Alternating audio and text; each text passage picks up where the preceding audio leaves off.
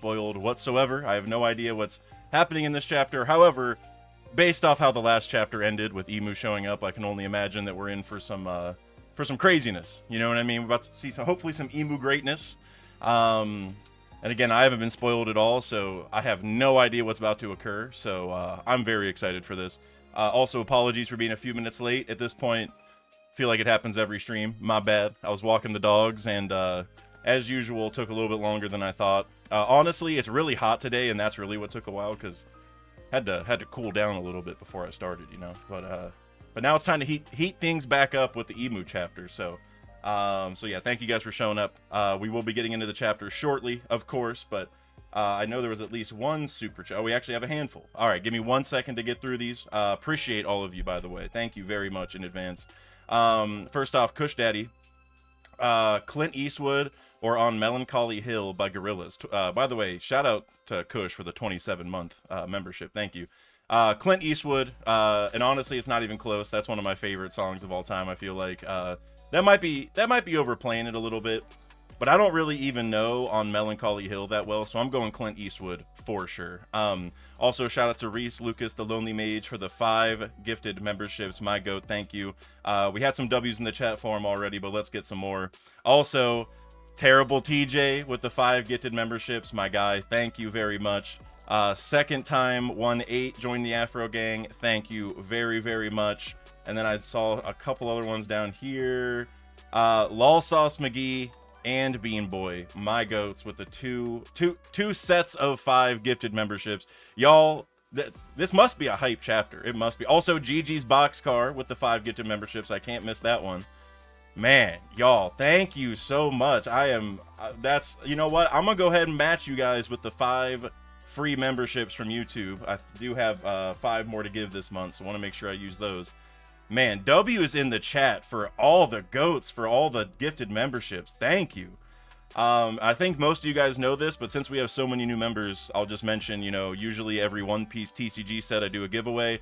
It's usually just for the members, and I am gonna post about it within the next month. So if you got one, keep an eye on the community tab, and you can comment to be entered for the giveaway. And shout out to all these guys for hooking you guys up, man. Thank you, Lol Sauce, Bean Boy, Gigi, Lonely Mage. Thank you, Terrible TJ. Seriously, guys, thank you. And you know what? Shout out to YouTube as well for the 5 extra memberships. Oh, and also Knack. We can't forget Knack. I just saw those guys, man. Seriously, I can't thank you guys enough. That means we haven't even started the stream, man. Thank you guys so much. Seriously, I appreciate you. I already see the W's everywhere. I ain't even got to say it. Rapo, oh guys, Rapo 96 with the 5 gifted memberships, guys. Holy cow, guys! Just keep spamming the W key. You don't even need the other keys. Replace all of your keys on your keyboard with W's at this point. Yo, thank y'all so much. Seriously, that means a lot. This must be a hype chapter. We must be in for some craziness. Man, I can't even believe it. Like, I mean, y'all are always generous, and I'm always feeling the love. But today, man, this is craziness. Thank you guys so much. Shout out to all the new members. I can't even sit here and name all of you guys because there's like 40 of you at this point. So, wow. Seriously, I can't say thank you enough. That really means a lot. Wow, thank you. Thank you. Let me go back up real quick and make sure I don't miss any of the other super chats, because I was just bouncing around to all the memberships. I couldn't stop. They just kept rolling in. So thank you again. Cloud Lizard, I think, is the next one. Yeah, Cloud Lizard with the $5. Thank you in advance, by the way. Won't be able to listen to this live, so I'll watch the VOD later. Hope you enjoy the chapter. Easy peasy, 10 out of 10. Vivi for Vice Captain of the Straw Hats. Okay. I mean, I can kind of see the logic there, because she's a little bit more of like a leader type. That's kind of why whenever people talk about like Zoro being the vice captain, it's like, I'm not saying that Sanji is, but Sanji's more of the mindset for it. But Zoro also is, because he keeps Luffy in check. But Vivi kind of does the same thing, right, with Drum Island. So I think they all kind of like fill the role in different ways, sort of. But yeah, all the love for Vivi for sure, no matter what. Yeah, I love Vivi. Quanidin with the $2, 9 out of 10 chapter easy. Man, I hope it's at least a 9 if it's emu based. I mean, we could dip away and do some other stuff.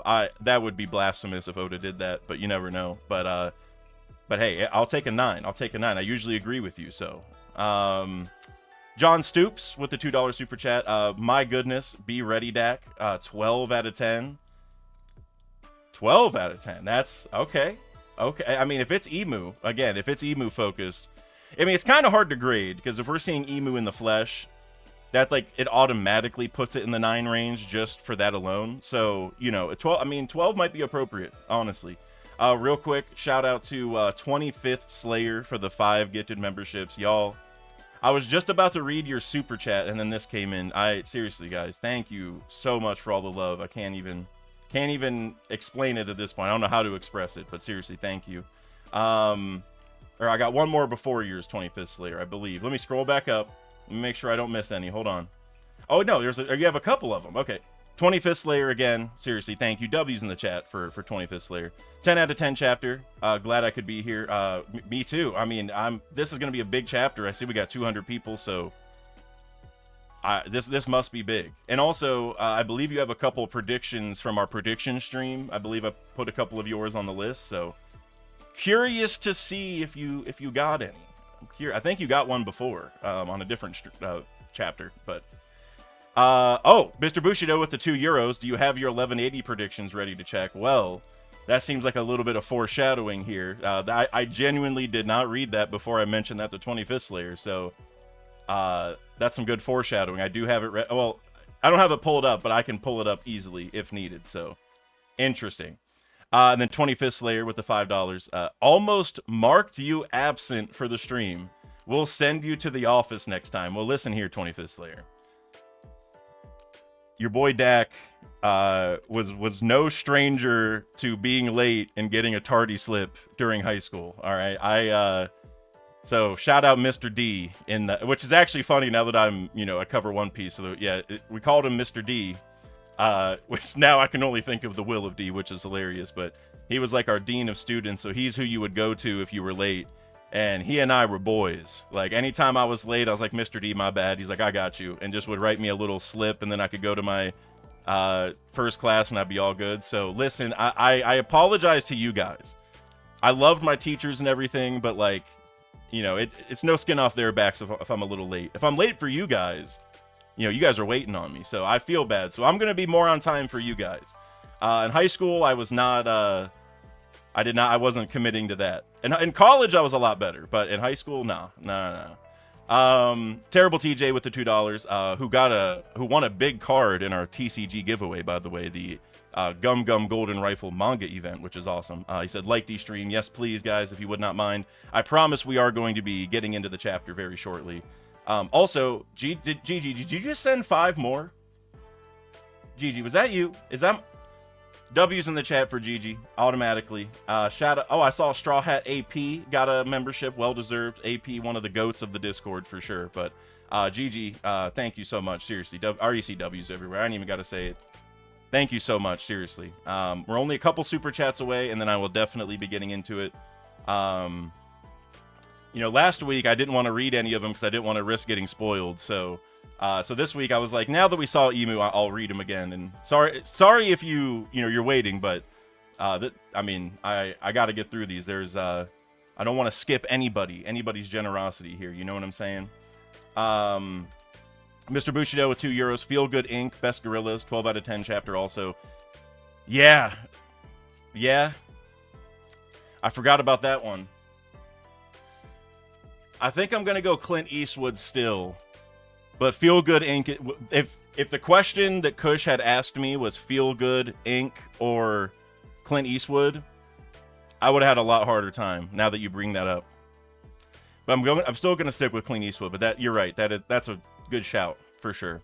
Jake Fegan, member for 30 months, 2.5 years. Jake, seriously, thank you.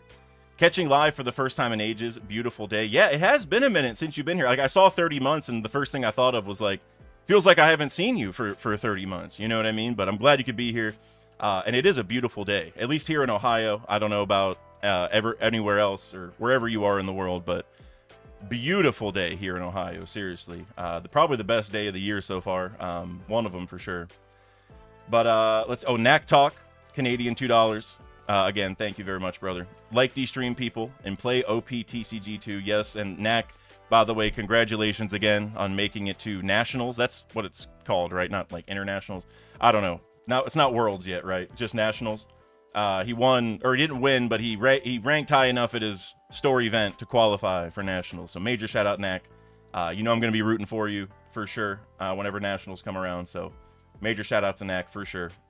And also, if you need to practice, Knack, hit me up, because I need to practice too. And now, you know, you're going to be some stiff competition for me to improve. So, all right, guys, it's time. I think I've gotten all caught up. If I did miss any mods or somebody, please yell at me in the chat or in the Discord or wherever you got to do it and let me know. I think I got all of them though.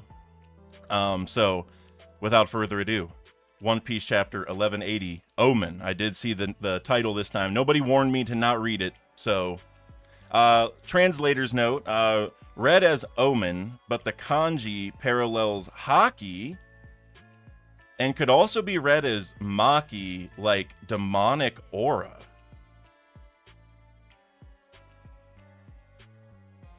Okay. I'm a little taken aback by the title. That is... I don't know what to make of that, to be honest with you. Huh. I'm not going to think too much about it right now, because I know we're about to get into the chapter. But that is very peculiar, for sure. Cover requests by Hachimitsu Nameko. Vegapunk giving Zeus the ability to rain candy. I love this cover page. I almost said cover story. It's not, you know, it's not canon or anything, but I love this, man. We saw, like, in Egghead that, you know, they were able to make food and stuff with the machine, and so, I don't know, imbuing Zeus with the candy stuff, I just think that's cool. You can also see the machine in the back. I love that. That is so cool. And I like Chopper being excited about it, of course, right? That's a really cool cover page. That is so cool. Good job, Hachimitsu Nameko. That's a good request. And good job, whoever picked it. I don't know if it's Oda or his assistants, but... Okay, now we're into the chapter. Right off the bat, we see Imu, full design. Okay, we're like... As I kept scrolling down, there was more. I thought we got the literal full design here. Okay, hold on. Let me look at this before I read anything. So all the skulls have the Kenjaku thing going on, the stitches across the skull. They all have the horns going down like Boa's snake thing, so they all are the same. There's also 3, which makes me think Blackbeard, you know.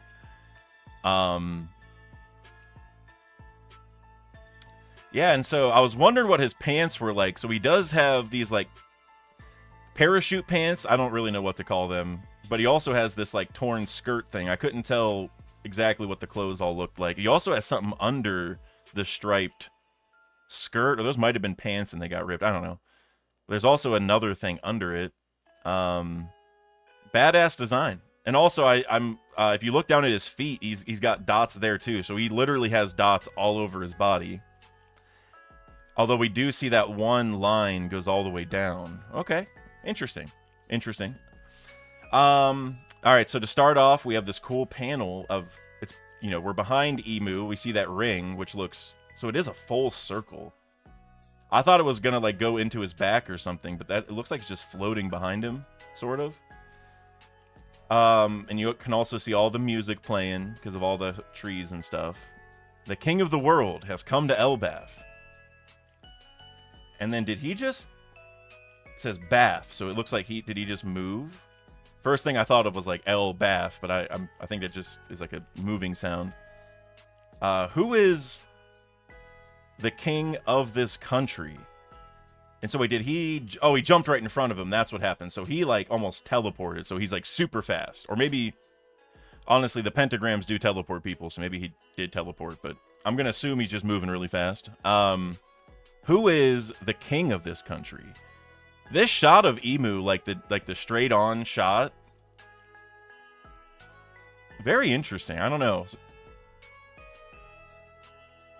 I don't know. I like that Oda's giving us like a full scope of how Emu looks right now, you know? Who the heck are you? This country doesn't have a king. Then we see Summers down here. Great one.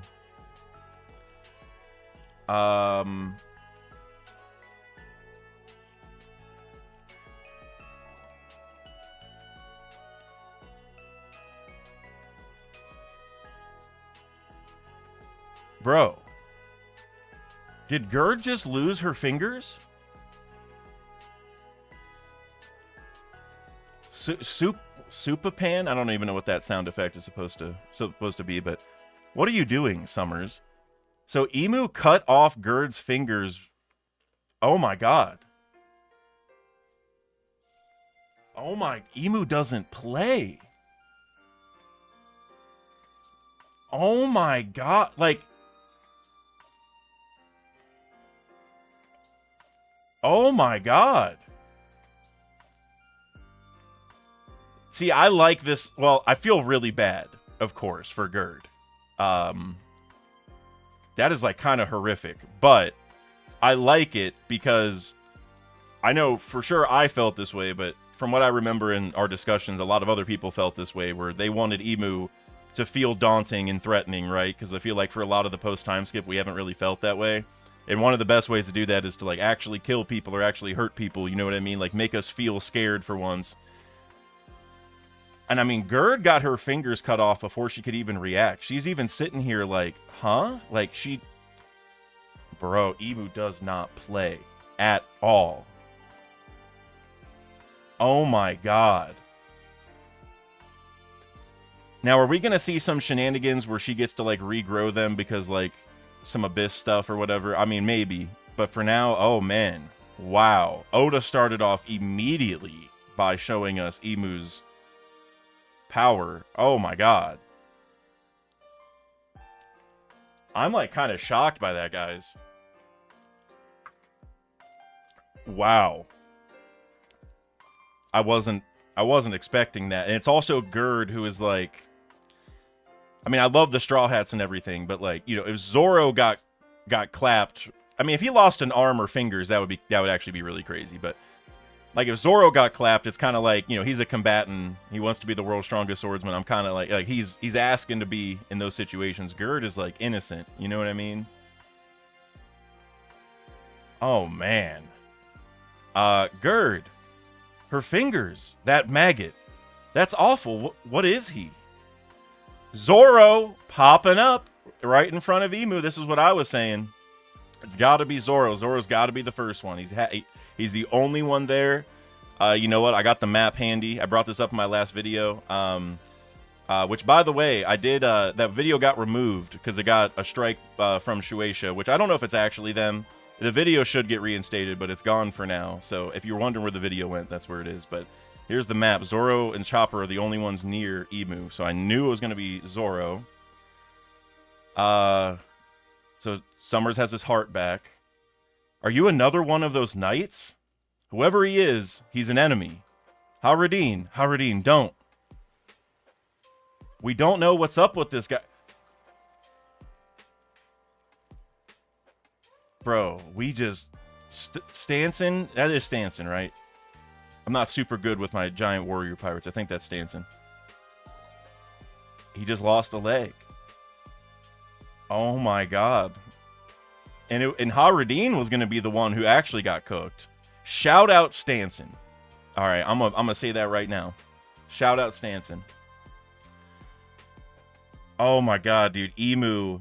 We were saying it last time. Emu's got to be on demon time immediately. Emu doesn't have a lot of time to spare. Emu needs to make us, you know, feel scared. And oh my god, we're 2 pages in and people, well, 3-4 pages in, and Emu cut off Gerd's fingertips, and now Stanson's leg. Oh my god, man.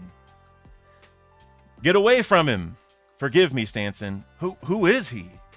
King of Hell, 3 sword style, Purgatory, and now we see Emu's tail. Onigiri, and so it's just Emu's tail that Zoro is clashing with. Not even his actual blade, which, I mean, maybe the tail is like way stronger than we're aware of, but it makes me feel a little bit like Mihawk and Zoro back in the East Blue, when Mihawk's like he pulled out the dagger out of the cross. You know what I mean? Like he was only taking Zoro semi-seriously. Feels like a similar vibe here. Also, we get a little bit of a size scaling here, by the way, which I feel like is important because if you go back a page ago, Imu is smaller than the Giants, but bigger than Zoro. And I was thinking Imu was going to be, for sure, like Ancient Giant size, which the reason why was because of like the spire, because like that building's for Ancient Giants. So I feel like Imu's size is a little weird. But yeah, so Imu's bigger than Zoro, but smaller than the Giants, so a little bit in between. So now, okay, back here. So Onigiri, Omen, and we see this fire stuff. And he just blew it at Zoro, and it cooked him. So this is where that Omen Maki Haki stuff from the title came in. So he just spawned some... Well, something that's worth noting here that I just realized is on the panel where Zoro is like flying towards the fire, right? Where both Zoro and the fire are in the panel. You can see on Imu's wrist, or right here, you can see on Imu's wrist, there's a line that's going up to where the bottom of the fire is. So I feel like that line or these nodes on Imu's body are tied to this somehow, right? I don't know exactly how. And maybe it's not, maybe that's just a coincidence, but I do find it interesting that we see that little detail, right? Okay, so Zoro just got cooked by this fire. This reminds me of like Mr. Five a little bit, right? Like blowing like a booger at somebody. Kind of. Except like that was like an explosion, but you know what I mean. It's sort of similar vibe. Feels like Imu is toying with Zoro. So Chopper yells Zoro, and now we got Harudin, which... Awesome panel of Harudin. What? This is a sick panel of him flying over to crush Imu. This is the coolest shot of Harudin in the entire series. This looks so cool. The detail on it, the shading, it makes it feel like he is pissed off and serious. That is the coolest panel of him we've ever had. I love it. Then we got Imu pulling out the fire again. And now it has a face. So it's like alive. Oh, and it did explode. Okay. So the Mr. Five call out was actually accurate. At least more accurate than I thought. The building homies in the back also look shocked. I don't know if that's because a building got destroyed, so it was like their friend or something, but I don't know. They look shocked either way. Might just be their base expression, but yeah, so that thing had a face. So Imu gave it life or something? Man. So Harudin is like disintegrating. It looks like he got hit with a spirit bomb or something. Zoro says, damn it. So Zoro's already cooked. Oh my god. This is everything I wanted. I mean, I feel horrible about what's happening to everybody, but this is exactly what I wanted with Imu being untouchable. You know what I mean? I feel very worried about Elbaf now, for sure. What are these black flames? Whoa, this is it. An omen.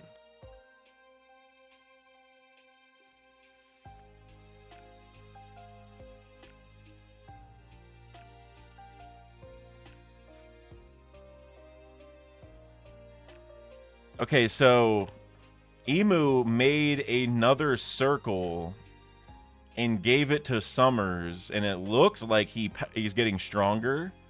So Imu says, quickly, Summers, there is no time to waste. Yes, Great One. And so now we see him getting up. So this is like a power-up for him. He's getting a ring just like Imu. And now we see both of them are jumping up into the air.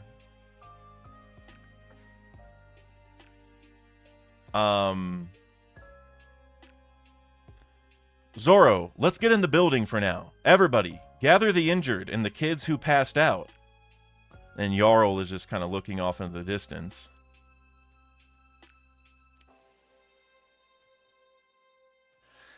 And also, it looks like this building has a little bit of black fire on it. Like, it's like the one that's not a homie. I think the one that they're going into. I don't really know what that is, but you can see a little bit of fire at the top. And there's like a sound effect up there. I don't know. Huh. Okay. A lot happened so far. That was crazy. People of Elbaf. Someone even more dangerous than the Gods Knights has appeared on the island. Stay alert. All right, and now we have Emu flying with these wings. Because we saw them last chapter when Emu was like transforming from the silhouette to this form, and we saw wings coming out, but then we didn't see the wings, you know, up until now. So, and actually, it looks like the wings have some fire on them, so I don't know if they're real or if Emu is just like conjuring up the wings. I have no idea what's happening. I have no idea. I'm just here for the ride right now. Oda's just wowing us. Someone else is here? Okay, real quick. So if Emu's flying over, okay, we can actually see the fire off into the distance because I brought, like, on this map, you know, that's where the ring of fire was under his circle originally. We can still see some fire in the forest where Emu's going. So I wonder if Emu's going to the edge of it or past it or... someone else is here, so it's not over yet? Keep your weapons ready. I've had enough of all the fires and collapsing buildings. Honestly, bro, I totally understand, man. It's been a long day for Elbaf, that's for sure.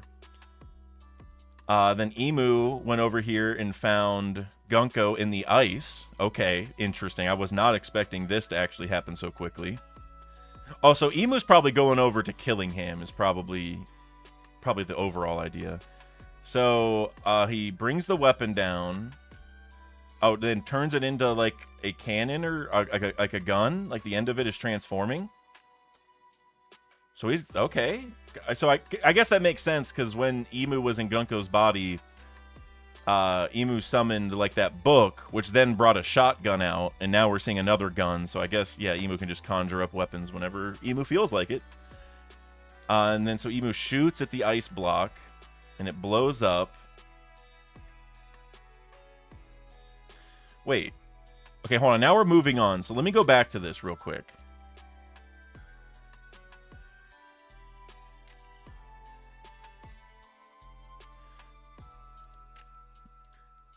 So is that...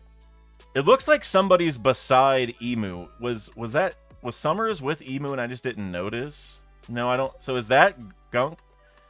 You see what, like, to the left of Emu in the bottom, it looks like somebody's next to Emu. It honestly looks like Killingham, but is that supposed to be Gunko after getting out of the ice? Or am I led to believe that Emu just blew up the ice and tried to kill Gunko? Because I don't see Summers, unless I'm missing it, I don't see Summers in the prior panels when Emu's flying away. Like, when it says people of Elbaf, someone even more dangerous is here. I don't see anybody, and then when Emu's flying, I don't. But then I do see someone down here, so... It would make more sense if it's Summers. But it's obviously important, because am I led to believe that Emu just tried killing Gunko? Which is what I'm thinking. Is that... Let me go look. I'm going to look at the chat. Because, I got... Yeah, what's the chat saying? What are you guys saying? That's the other end of the weapon. You're right. No, you're right. That is it. You're right. Because it does kind of look like a person, like, jumping. It almost like... Reminds me of, like, Naruto for some reason. Like, they're... The way... I don't know. Anyways. Yeah, you're right. That is the other end of the weapon. So, yeah. So, it looks like Emu just tried killing Gunko? Is that what I'm led to believe? Said, I think he tried freeing her. 25th Slayer said... Because, like, if he tried freeing her, you would think that we would see her come out or that he would make some comment. But remember, Gunko got some of her memories back before.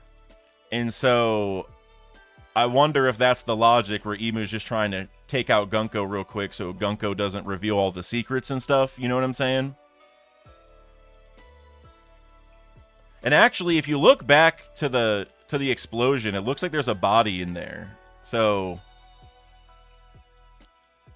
I'm not exactly sure how to read that. Like, you would think... Well, I don't know. I was about to say you would think that he just wants to free her so then he can, like, use her again. But remember, she got some of her memories back, and so I don't know. I'm a little 50-50. We'll come back and talk about that. I'm not exactly sure what's going on. We'll talk about that later. Because now we're moving on. We're moving on to something else. So, Gabon's group, near the lift, Realm of the Sun. What's going on? I've never felt hockey like this before. Not even on God Valley. So that's interesting that, like, because Emu showed up but within Saturn's body, and obviously Scopper was there. So this is telling us that Emu in the flesh is a completely different sort of beast. You know what I mean? And that also, I think, confirms that Summers never really did come face to face with the real Emu. So Roger probably didn't either. So that's interesting. Which, I mean, maybe we could have assumed that. I don't know. They did have the Gods Knights chasing him forever, so I don't know. But Walrus School. Now it's all burnt. Oh, hold on, wait. So a chapter ago, they were here eating, but it was all frozen, and now it's all burnt because was it Loki or something? So is that the whole idea? It was frozen last chapter, and now it's burnt. They're like, no matter what, they can't get it to the right temperature. That's pretty funny. I like that. Especially like in the moment of seriousness that we're in. That's pretty funny. Quit whining. This beats eating frozen food. Stock up on energy while you can. Seems something crazy just arrived. Yeah, seems so. Ouch, hot. Squeak, squeak. Hey, what's going on? All right, so Nami's catching back up with this group. No idea, but this hockey is terrifying. If they're with the Knights of God, is their target? Great one. Okay, yeah, they figured out that Emu was probably coming for Killingham. Okay. An omen. Thank heavens. Hey, who the hell are you? So this omen thing.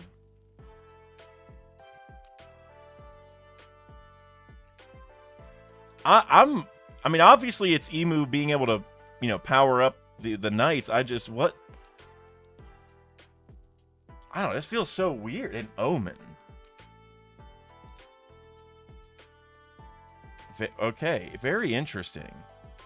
Hey, who the hell are you? Okay, so Emu is here. I was wondering, like, did Emu just send the omen over far distance or what? But no, Emu is actually here. So Emu has come way across the tree and is right by Loki and Luffy now. Sanji, that person's dangerous. Who said you could free him? And so Sanji's going in, kicking Emu. Emu looks like kicked or put his foot up and blocked it. Is that what happened? Yeah, I think so. Sanji says, what? And now he's about to get kicked. Sanji just got obliterated. Oh my god, it's another giant explosion. Okay.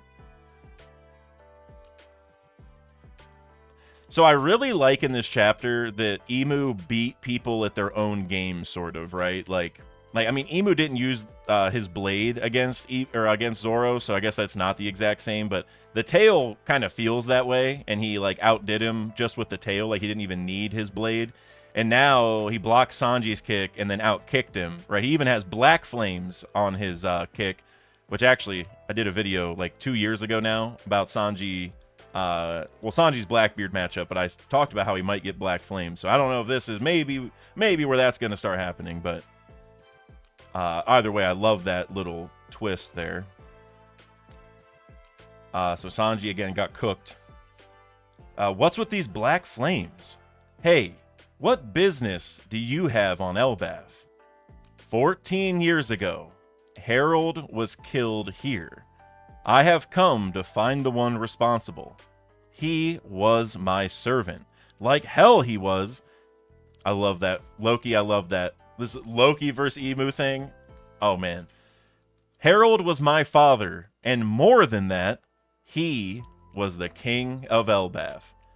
I'm the one you're looking for. Yo, this panel with Loki looking down at Emu, the lightning above.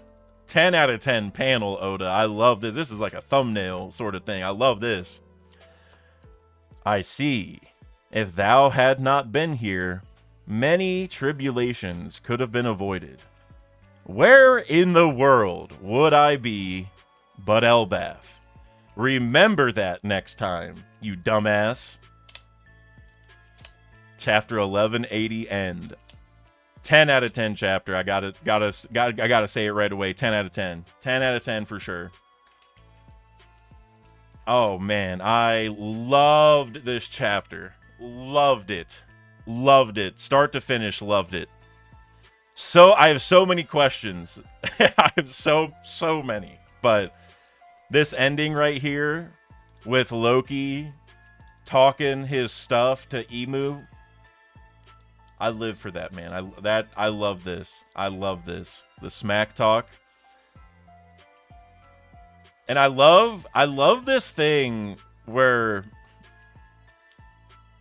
it's like, I'm the one you're looking for. And Emu's like, well, if you hadn't been here, we could have avoided a lot of trouble. And then and Loki's like, well, where in the world would I be but Elbaf? Remember that. And it's funny because it's like, remember how Emu was even wondering where the Nidhogg fruit was? Like, oh, it was an Elbaf the whole time or whatever. It's like, okay. I mean, I guess Emu obviously isn't as privy to, like, all the legends, but it's like, maybe Emu should have figured that out at some point over the 800 years. And as far as, like, Emu's like, 14 years ago, Harold died. It's like, okay, well, if you're really mad about Harold, shouldn't you have shown up and found me within the last 14 years? Like, I mean, to be fair, Loki did leave for a while, but it's like, where else would I be? Did you even come here and look? You know what I mean? I just think that's funny that he's just talking his stuff to Emu. I love it. It's like, you should have came here sooner if you really wanted to find me, like, obviously. But wow. Wow.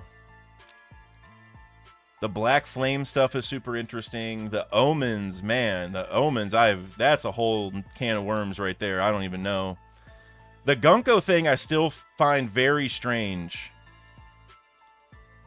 Because, like, with the other Gods Knights, we saw very clearly that they got the Omen and were excited about it and got up and started moving. But with Gunko, it's just, Emu just blew up the ice block and we don't really know.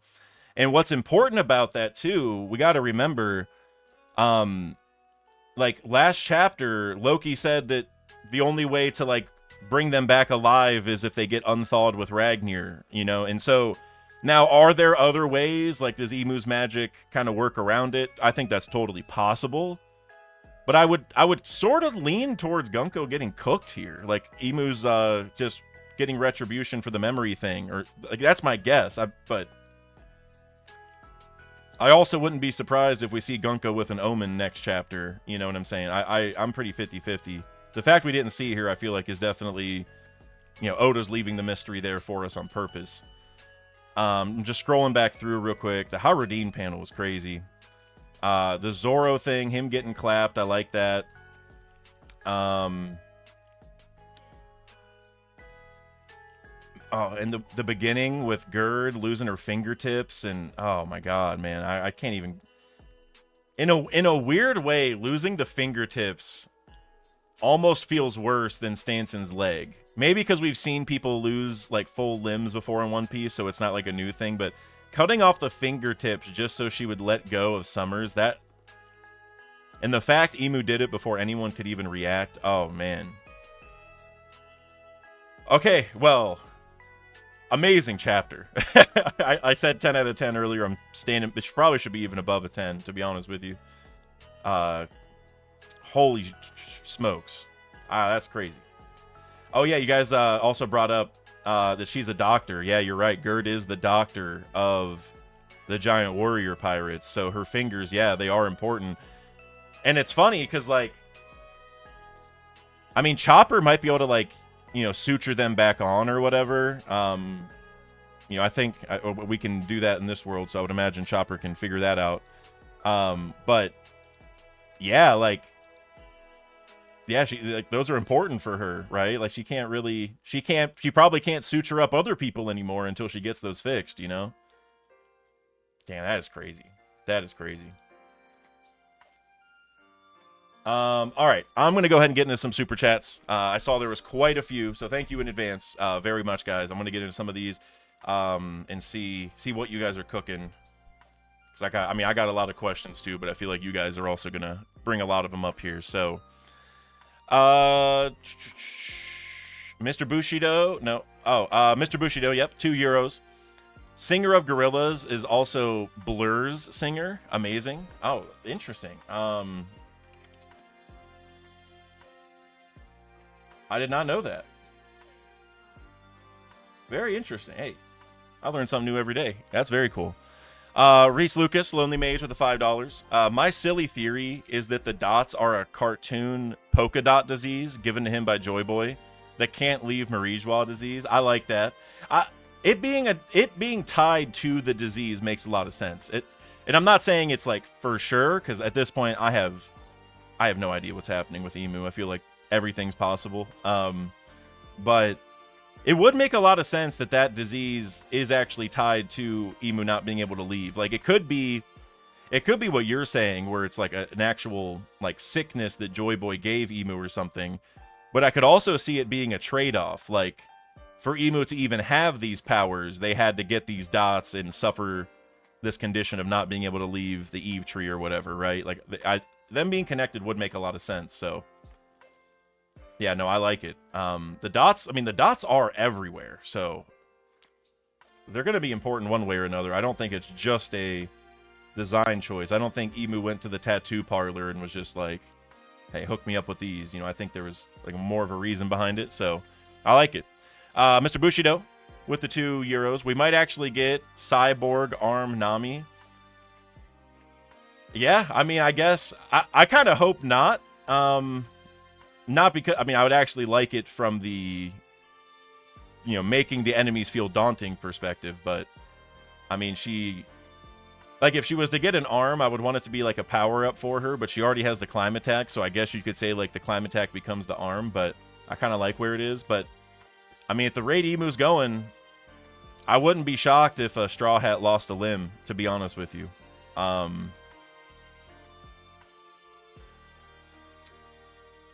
I don't know, Nami being the one. I mean, I guess, I don't know. Honestly, the fact that Gerd lost her fingertips kind of makes me feel like it won't be Nami, because Gerd and Nami are kind of,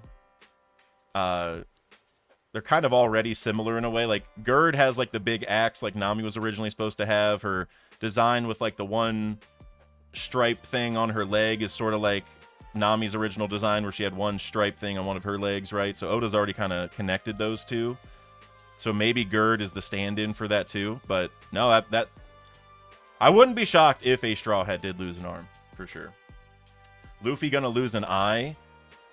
IFU 6665, you're cooking there. You're cooking there. I know it.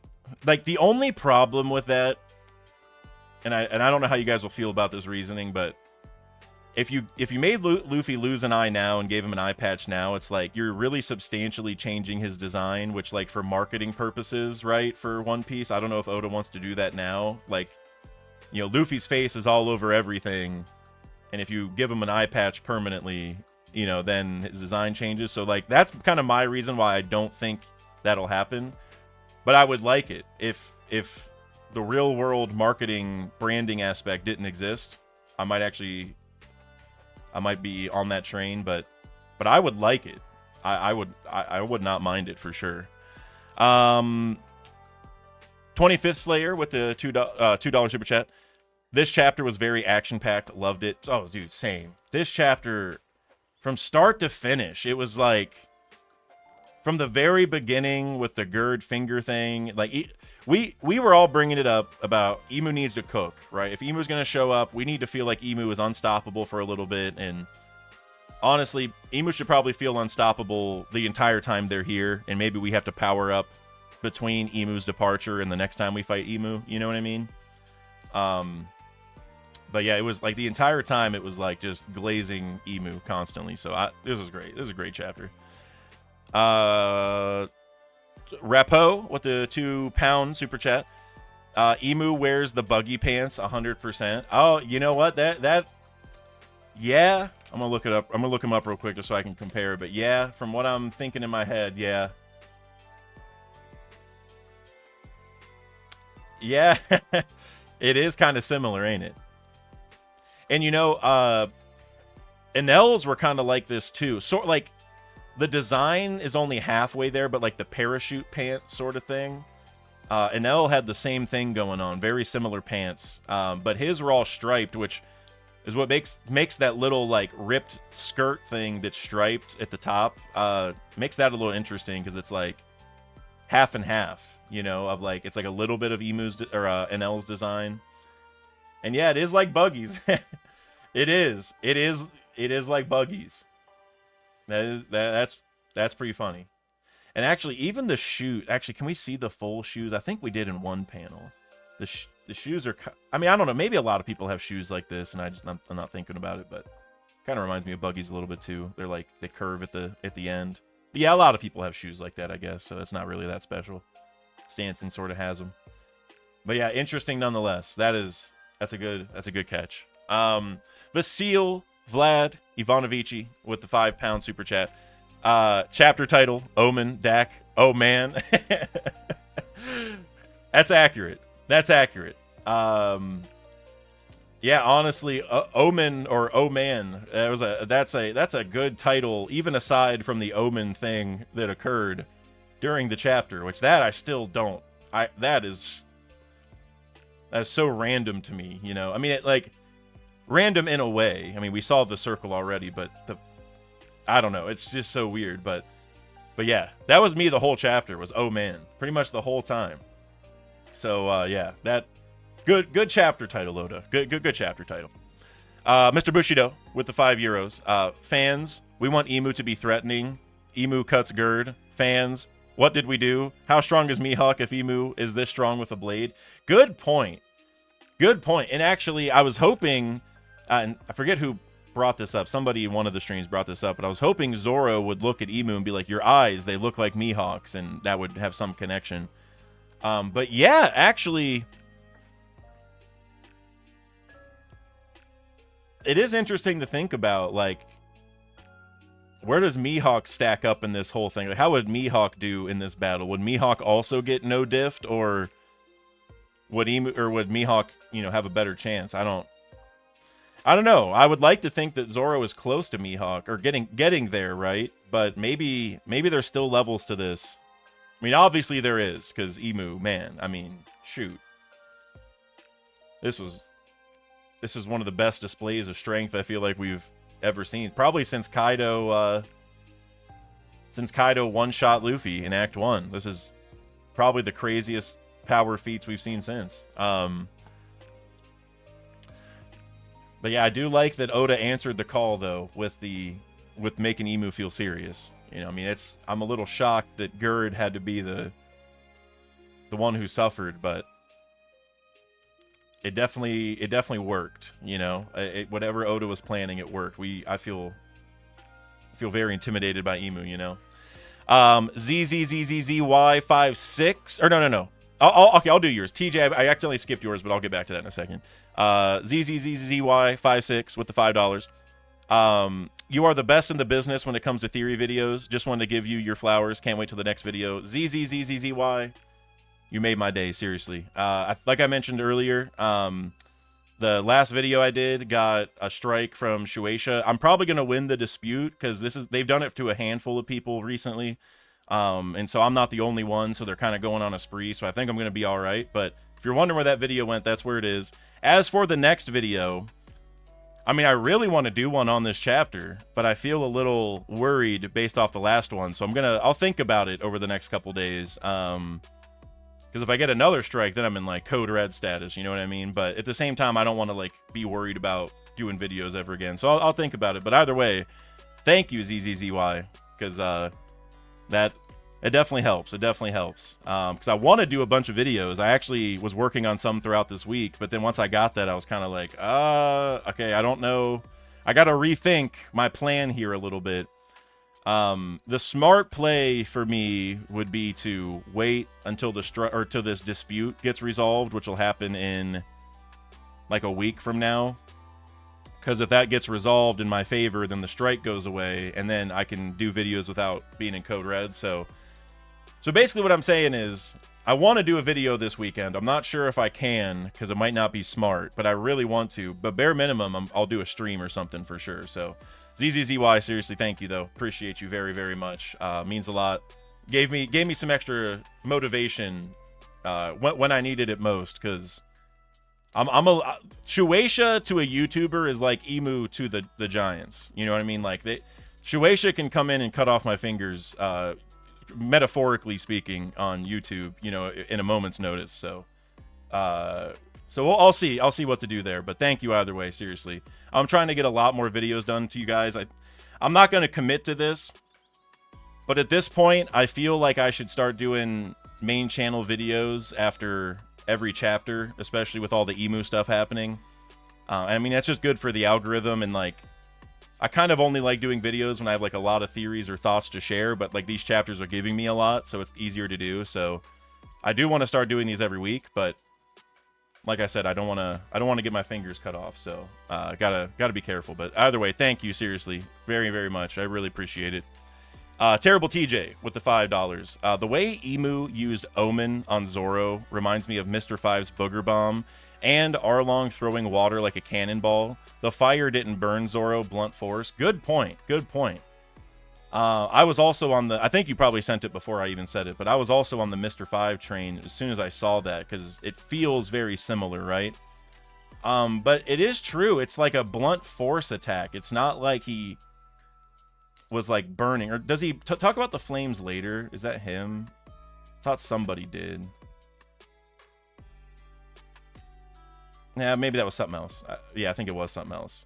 Oh yeah, you know, we can see him here. He's not burning. He's just, he literally, it looks like he got stabbed or shot. Yeah, it looks like he got shot, honestly.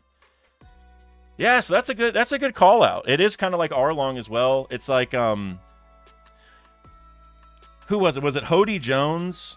Arlong might have done this too, but they like blew water, and it was like little water pellets that were like gunshots, right? I think it was Hody Jones whenever he went to like the center area right after he took the steroids, if I remember correctly, and he like blew the water, and it was like I said, like bullets, like a bunch of them, like every water drop was a bullet.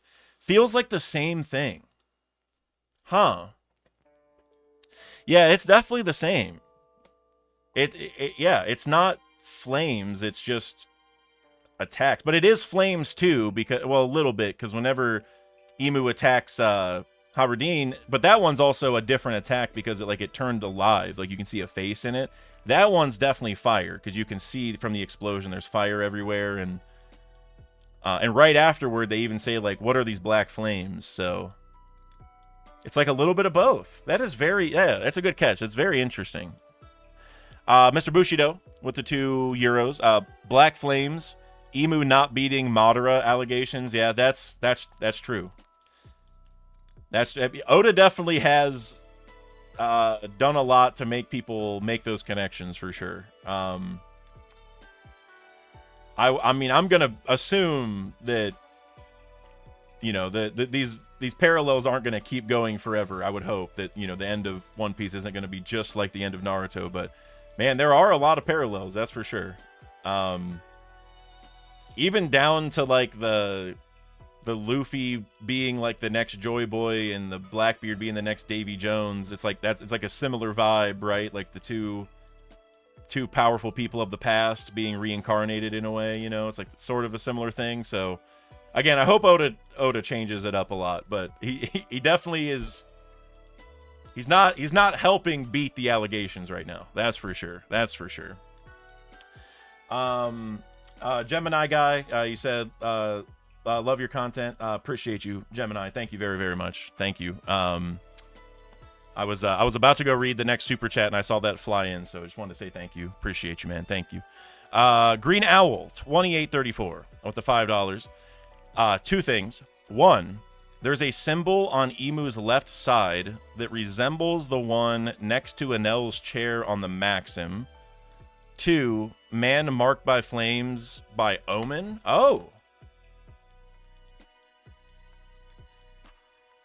That's interesting to think about. That the marked by flames, because so I might butcher this a little bit, so if anybody speaks Japanese, please feel free to correct me, but I did speak to people who either speak Japanese or know people who speak Japanese. And I remember whenever the Man Marked by Flames thing came out, they explained it to me, well, multiple people explained it to me as like, it's when it says marked by flames, we usually translate as man with the burn scar, but it doesn't have to mean that. It means that there's just a fire related marking of some kind. So it could be a fire tattoo, it could be a burn scar, it's just a physical thing that is fire related in some way. And so going back to the omen thing, yeah, what if it's a guy like controlled by an omen or something, so he just has black fire around him? I never really thought about that. So going back to like the idea that the Man Marked by Flames is a government guy, like Shiryu was bringing up, it could be someone really random. I mean, it could be, they're probably going to be important regardless, but it could be that they're like controlled by Imu or something, or maybe they got burnt by an omen fighting Imu. I don't know how often Imu is really using omens against people and stuff, but that would be interesting if that's where Oda's going with it. Then you also said the thing on Imu's left side looks like the thing behind Arc Maxim. Are you talking about on his hand, or is it like the side of his body? I'm just looking through to see where I can see his side, like his obliques, I guess. I'm trying to look. Because on his hand, I think I know what you're talking about. The little node that's like connecting. Because whenever Enel sat down, he had those behind him. But he also had some even on the side of the Arc Maxim. It's like a power node thing, like a microchip. You said his pants. Okay, let me go down and look.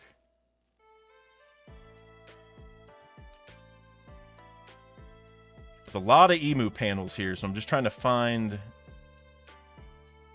Is it the one at the very beginning? Can we see it there? Oh, are you talking about the little circle, the little donut with the 4 dots on it? Is that what that little badge? I don't know what you would even call that. Is that what you're talking about? Yeah. Huh. Let me see. Well, actually, I remember I was trying to look this up for my video, and I had a really hard time finding an image of like the thing you're talking about, because I can picture it in my mind's eye from the anime, but I can't find the image. I was gonna show you guys, but yeah, no, you're right. We've definitely seen that. I feel like we've seen it a couple times, to be honest. Yeah, it's Google ain't helping me here. But yeah, no, I know what you're talking about. That is very peculiar. I wonder what that means. I feel like Oda is definitely like throwing a lot at us as far as hints, you know, like the 3 skulls, that's kind of like Blackbeard, or even Oars, right? And actually Oars had the cross thing, which we kind of see within the symbol of the God's Knights that's on Imu's cape. So like, I don't know if there's an Oars connection going on. Obviously the skulls are like, you know, Hancock snake and stuff. Like there's a lot of like little connections, so it would make sense that that's also tied to it. That's very interesting.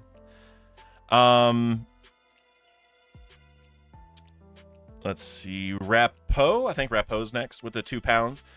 Look at the Imu eyes, how they move on their own. Are you talking about the ones in the flame or the omen? I guess we now know what that is. I think we can safely assume that Imu also has an omen. It's just a special one. Oh, yeah. Actually, yeah, because whenever Zoro's running with Purgatory Onigiri, you can see the eyes look over at Zoro separate. So, yeah, they do kind of... I don't know if they're just following Imu's eyes, but... Yeah, they do move. I wonder if that's just meant to, like... help his observation hockey to a degree. Like, can Imu see everything, you know, like in a 360 degree, you know, scope? Like, yeah, and like whenever Sanji attacks Imu, you can see the eyes looking down at Sanji. Yeah, that's interesting. Nick Ilvento, you just said Imu and Loki both have polka dot belts.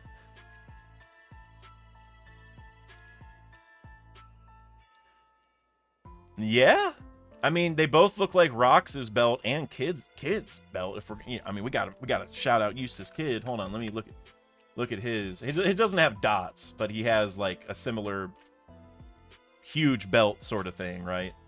Trying to look at the pre-time skip one because it changed. Whatever. I don't care that much. Oh, now I can see it. Sort of similar. Actually, Kid almost has a similar buckle to Emu's thing that we were just talking about with, like, they look like Enel's behind him on the Arc Maxim. That little donut with the 4 dots. Kid had a very similar one on his original belt.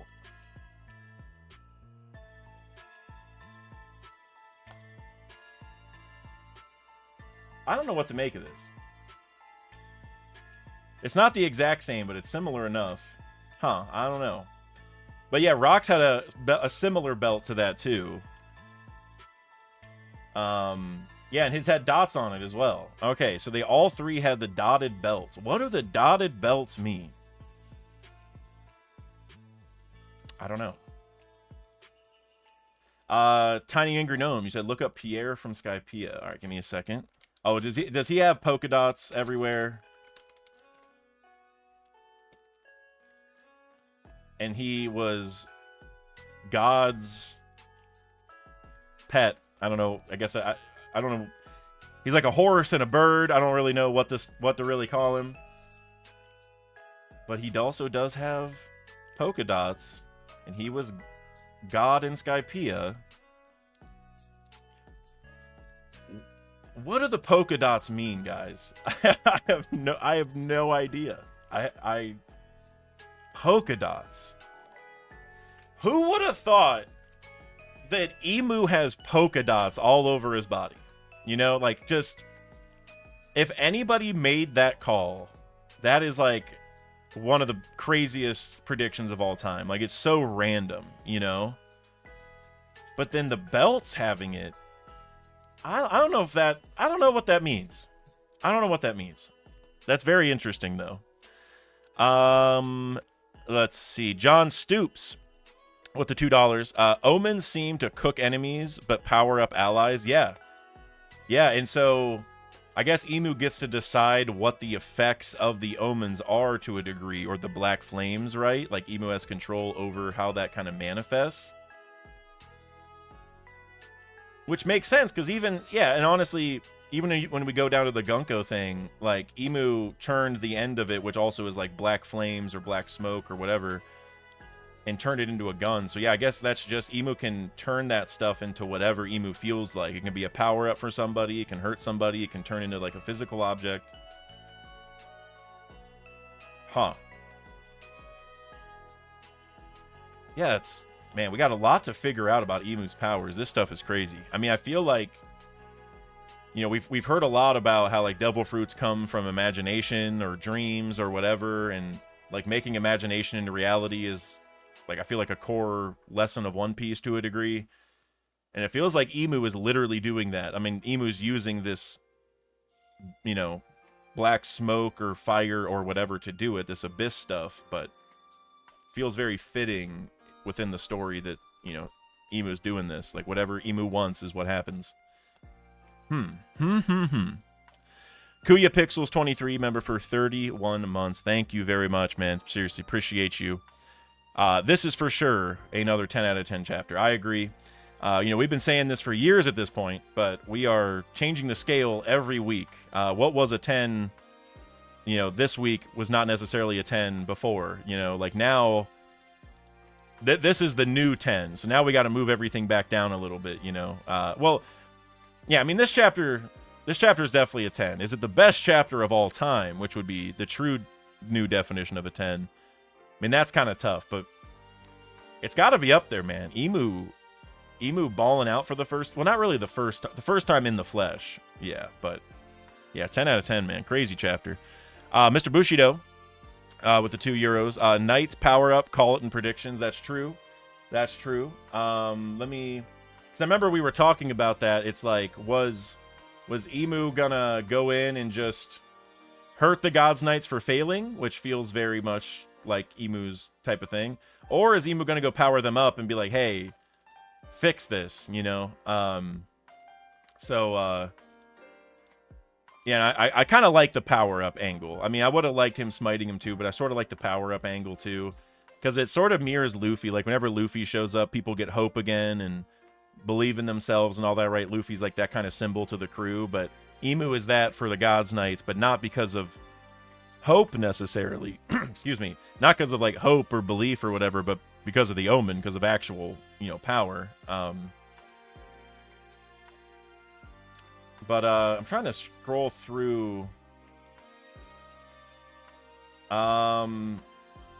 Well, the thing I wrote down was Emu awakens the devil fruits of the God's Knights, but I believe in the conversation you also brought up that it's like Emu's gonna power them up in some way, and that's just what I wrote down because I liked it. So yeah, no, yeah, good job for sure.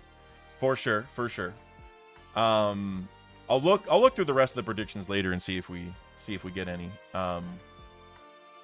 I'm looking through some of them now, and I wish some of these happened, but hey, it was a great chapter nonetheless. Damien PGR with the 12 PLN. Hold on. I can't remember what that one is. I gotta look it up. Polish Zloty. See, now I was gonna say that, but then I looked at the currency and saw PLN, and I was like, well, why would the Zloty or Zloty, however you say it, like, why would that be N? But I guess it is. So I just got to remember that PLN is the Zloty, because I remember that name. Yeah. It's not PLZ, which is what I was thinking. Anyway, thank you.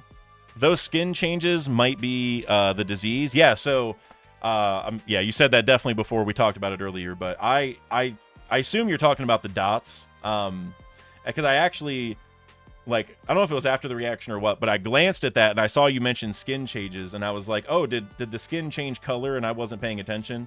And I don't think that happened. I think so. You're probably talking about the dots, but yeah, so maybe it is a disease, because I mean, think about like chicken pox, right? For example, you know, like you get dots all over your body, sort of, you know, you break out like that. There's other diseases that do it too. I just feel like chicken pox is one that most people are familiar with, but it could be similar to that. And I mean, I like the idea that the disease is also the thing that's giving Emu power in some way, right? Like they're all connected. Like Emu has to have this physical suffering to have the abilities or something. But I could definitely see the dots tying to it, though. All I know is I will be shocked if they're just like tattoos. If they're just tattoos and Emu literally went to the tattoo parlor and was like, yo, I want polka dots everywhere. You know, I want to look like a Twister map, or what, Twister sheet. I don't know, whatever you call it. The game Twist, or not Twister. What am I thinking of? Is it Twist? No, or sort of. Yeah, it is Twister, right? I don't know. The one with all the dots on the map. Yeah, it's Twister. It's Twister. You know, it's like that would be shocking. And also, what else would be shocking is if the dots aren't all the same color. Because I'm thinking of, like, you know, talking about Twister, I just looked at a picture of it. If the dots are all different colors, so he's like a rainbow colored guy, you know what I'm saying? That would be super insane. I'm assuming all of the circles are white, though, I would imagine. But that would be extra crazy if they're all different colors. But yeah, I could definitely see it being because of the disease, though. I think that would make a lot of sense, for sure. Mr. Bushido, again with the €2. Thank you for all the donations, Bushido, as usual. Emu shot off Brogy's arm. He likes to cut off limbs. That's true. Man, Emu is a menace. I didn't even really make that connection. Yeah, Emu has blown off Brogy's arm, cut off Gerd's fingertips, cut off Stanson's leg. Emu does have like a fixation for just cutting off limbs. That is actually really scary. And you know... well, I was actually about to say, you know, Shanks did too, but it was actually Ben Beckman. But let's just roll with it anyway. You know, Shanks's crew was responsible for cutting off Kid's arm, and we know that Shanks was once a God Steel, you know, in the world government. So I don't know if that's maybe where Ben Beckman got the idea from, because maybe Shanks and the red-haired pirates have been cutting off people's limbs you know, throughout their careers or whatever. Like maybe they made a habit of it because of this, because he did it with the Gods Knights a lot and it was effective. I would kind of like that. That'd be sort of cool. It would work better if Shanks actually did it, but I mean, even then, Ben Beckman, he might have just, you know, picked up on it. Maybe Shanks did it before to somebody. I mean, Shanks lost his own arm, so a lot of limb loss tied to the Holy Knights in different forms, you know. Terrible TJ again with the $2 super chat. Hockey could be your own willpower, but maybe Maki is gifted. That would make sense, because I do find it weird that going back to the title where it says the title of the chapter is Omen, but it can be read, or the kanji parallels Haki and could also be read as Maki. So it is like a different form of Haki in a way. And yeah, maybe it's like not his, or, you know, going back to the fact that the buildings and the trees and stuff look like homies. You know, that's, you know, going back to Big Mom stuff, that's soul power, and Haki and soul, I feel like, are deeply tied. So maybe, yeah, maybe Emu has, like, a bunch of people's souls, essentially, stored somewhere, and Emu can just use their Haki, like, just like an infinite power source sort of deal. Like, I don't really know how that necessarily works, but I like that idea, that he's, like, weaponizing other people's Haki for him. And honestly, in the grander context of One Piece, I think that would make sense for a final villain, like somebody who's able to use up other people's Haki, because then it's like Luffy is going to have to, you know, become so strong on his own that he can beat all sorts of other people, you know, like all their Haki combined sort of thing, right? So I like that. And going back to my theory, which, by the way, Grandland Review did like an addition or an addendum to that video, so shout out to Grandland Review. He shouted out my video too, so want to give him some love. But it was about my mass theory, about how basically Haki comes from your mass of the soul, because just like an atomic bomb, you know, a small amount of mass can be used to make like a giant explosion, right? You just have to like be efficient with that mass, essentially. So it could be the same thing with Haki, where you're like, you guys got to be efficient, like learn how to tap into that mass that you have. But going back to this Emu thing, if that was true, which maybe it's not, but if it was, if Emu did have other souls at his disposal, then he would have more mass at his disposal, and then he would be able to use that to do all this extra Haki stuff that we're seeing, right? So that would sort of line up in that context. So, yeah, maybe Maki is just other people's Haki weaponized. I think that would actually work really well. And I wonder if that means like if Emu wanted to use your Haki, would he have to, you know, kill you or send you to the underworld or get you Domi reversied, or like what? I wonder what the mechanism is for that to happen, if it is true, you know? And also I'm thinking about Moria, because the shadows and souls are very closely tied. The shadow is the second soul, they said.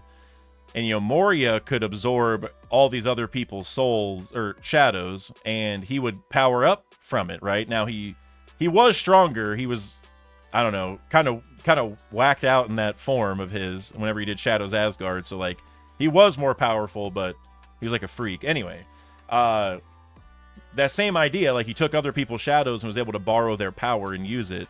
Emu might be the very same thing, but it's just souls, right? That would make a lot of sense. That would make a lot of sense.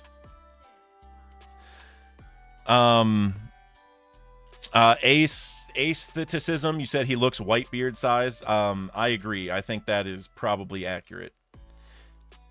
And I wanted to mention this because with him on the spire last chapter, he was like the size of a window, and that castle is made for ancient giants, and so the window is made for an ancient giant. So I'm like, well, if he's the size of the window, then he's the size of an ancient giant probably.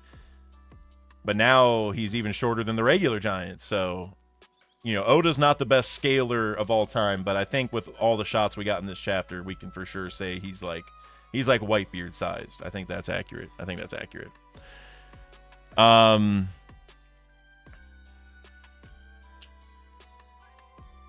Where was? Oh, terrible TJ. Mr. Bushido. Sanji gets omen powers. Black leg Sanji. Completely agree with you. Completely agree. You probably said that before. I said it, or maybe it was around the same time, but yeah, whenever I did the video on his Blackbeard fight, I brought up Sanji getting black flames as like his final evolution. And now that we're seeing this, I feel like it's telegraphed, you know? I feel like it's telegraphed. Like, just like I feel like Kid versus the Gods Knights is telegraphed because they're magnetic now, and I feel like they have a metal heart. I feel like that's just screaming like Eustace Kid has to... Not that Eustace Kid has to defeat all of them, but just there's got to be a conflict there where Kid, you know, kind of cooks the Gods Knights at least in one sitting because of that. I feel like this is also telegraphing that Sanji's going to get black flames because he's experienced it, right?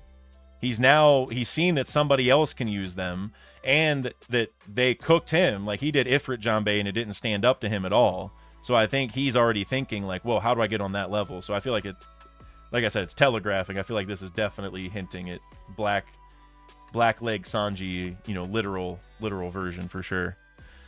Rappo with the same thing with the 2 pounds. Sanji black flames like Emu, 100%. It's gotta have. And you know, I wonder too, like, this isn't gonna happen. Well, it might happen this arc, but it's not like, you know, Sanji's going to get up and have it mastered. Like, there's obviously going to be some sort of training. There's going to be some sort of, you know, explanation of what the black flames or the abyss or the black smoke is. Like, whatever the source of this is. And so I feel like that's going to be interesting on its own. Like the stepping stones to getting there. Because, like, because even Zoro, I could see Zoro getting black flames, but like on his blades at some point, you know, because he has like the green aura stuff going on. But even for him, like, he got cooked this chapter too, and I wouldn't be shocked if he also tapped into it. All the Straw Hats might find a use for it, because, you know, Oda has not had some of the Straw Hats, yes, but a lot of the Straw Hats have not learned Haki, right? And Robin even turned down the opportunity to learn it. But maybe this is what Oda was waiting for. Maybe all the Straw Hats tap into this in some form, you know? But at least Sanji. At least Sanji, for sure. 25th Slayer with the $2. Loki looks cold in that last panel. He like, the fact he's standing up to Emu, well, standing over him, but standing up to him and just talking smack in the lightning. I think that's what really sells it. I mean, the shading, right? The shading makes him look very angry. And actually, you know, I was talking about Haradin earlier this chapter when he, you know, tried to attack Emu and like it's all shaded and he looks super angry, like you can just tell. It's the same thing with Loki, and I think that's actually really cool the more I think about it, that Oda had both of them drawn in similar ways this chapter, standing over Emu. Because, like, their dad died because of Emu. Like, obviously Loki is the one who did the killing blow, but it's all Emu's fault, right? And they're both, I think, aware of it. Well, Haradin's obviously aware now that Loki had, like, that there was more to the story, you know what I'm saying? That Harold was controlled and all that. So I think Haradin's putting the pieces together. So the fact that Oda had both of them stand over Emu so angrily this chapter is actually really cool, right? Like, they want to get revenge for their dad. That's pretty cool, Oda. Shout out Oda for that one. That I like that. I like that a lot. Mr. Bushido with the €2. Run, Loki, run. It's Emu. Nah, man. Nah. Listen, I mean, Loki might get, you know, cooked. I don't think Loki. I mean, I'm really 50-50 on this now that I think about it. I was gonna say might not get curb stomped right away, but I mean, we just saw Sanji and Zoro get curb stomped, and like, I'm not saying that Loki and Zoro and Sanji are all like the same exact tier, but they should be close enough where, I mean, Loki might get clapped too. I don't know, but he's got to stand up for his pops, man. He's got to, right? Harold needs the respect put on his name, and Loki's gonna do it. I mean, I wonder where this goes though. Like, if Loki does get defeated, what's the aftermath? Does he get taken by Emu? You know, like what does Emu kill him? I mean, I doubt that happens. I can't see Loki dying, but I don't know. Loki awakening, maybe, if he hasn't awakened yet. I don't know. There's a lot of options. Eli D. Kangan, you said, don't let this be the second ace. Please don't let this be the second ace. I'm with you. Let's see. Where am I at? Straw Hat AP with the $2 super chat. The ice block gave Emu PTSD about poneglyphs. Oh, interesting. I didn't really think of it that way. I mean, that would be a cool parallel if there was some logic there. Like, well, actually, now that I think about it, you know, Randy Troy did this video of this theory that we came up with together on one of his streams about reassemble Joy Boy, which you could read into this a bunch of different ways, but like maybe the poneglyphs were once an actual person because like they have a voice, right? So why did the poneglyphs have a voice? Maybe it's because it's part of somebody who was turned to stone and they got cut up or whatever, right? That's sort of where that theory went. And so now that we have a living person in an ice block, going back to the poneglyphs, which can speak, there might actually be a little bit of a story there where like, not that somebody is stuck within the poneglyph, but that the poneglyph is made of a person, right? Like, so it's sort of the same vibe. I don't know, maybe there is a little something to it. But yeah, I'm still very curious about this Gunko thing.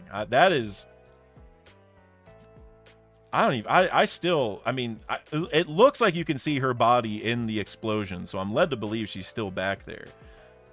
So did he maybe blow it up, but then sent an omen to take her over? Or I don't know, man. I don't know. That's definitely like Oda wants us to be confused, I feel like. John Stoops with the $5.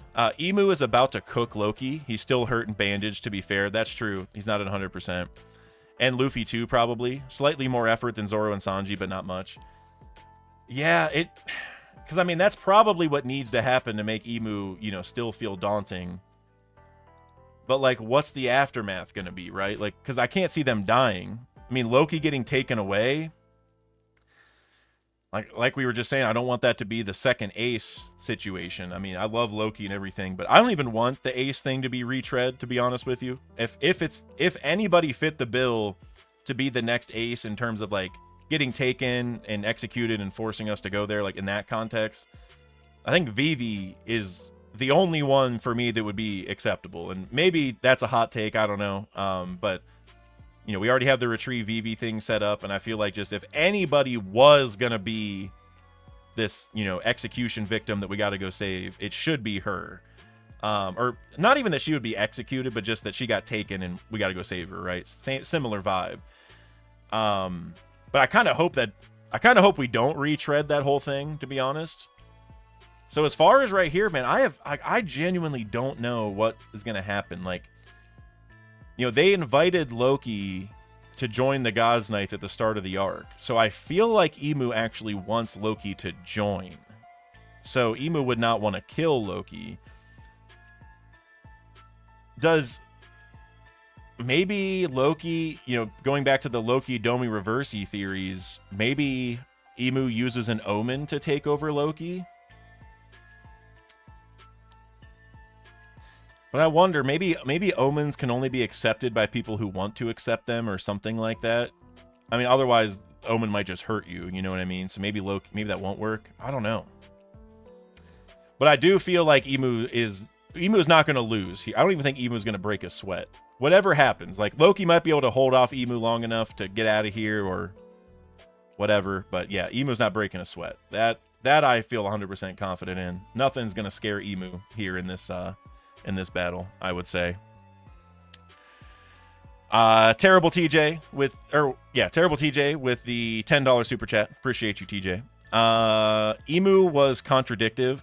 He asked where the king was, as if there is one. Then he asked Loki where Harold's killer is. Emu erasing his existence might affect his memory of who he is from being so old. That is kind of interesting.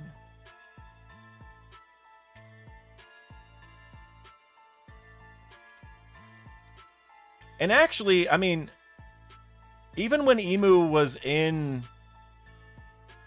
was in Gunko's body, they were saying, like, you know, like, to go kill Jarl and then to proclaim yourselves the king of Elbaf and whatever. And that sort of told me that Emu understood the context where, like, there isn't really a leader right now. Jarl and Dori and Brogi are sort of like the interim leaders, I guess you could say, for the time being, right? Like, they're like the people that Elbaf respects the most. So if there is no king, then these are probably like the next top people, so to speak. And that sort of told me that Emu sort of understood the whole situation. But now, yeah, it is like, who is the king of this country? And then they're like, there is no king. And it's like, well, don't you already know that?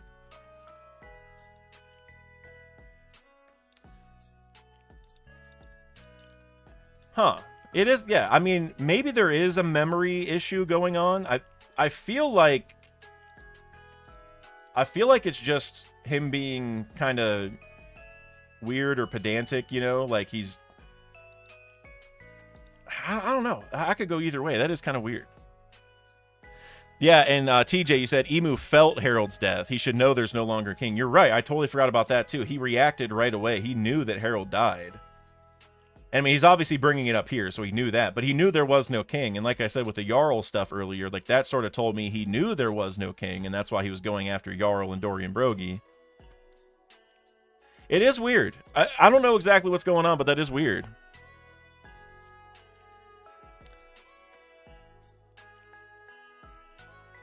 Yeah, I don't know. Like I said, he might just be being kind of pedantic with the whole who is the king of this country thing, you know? But also, going back to Loki, actually, the more I think about it,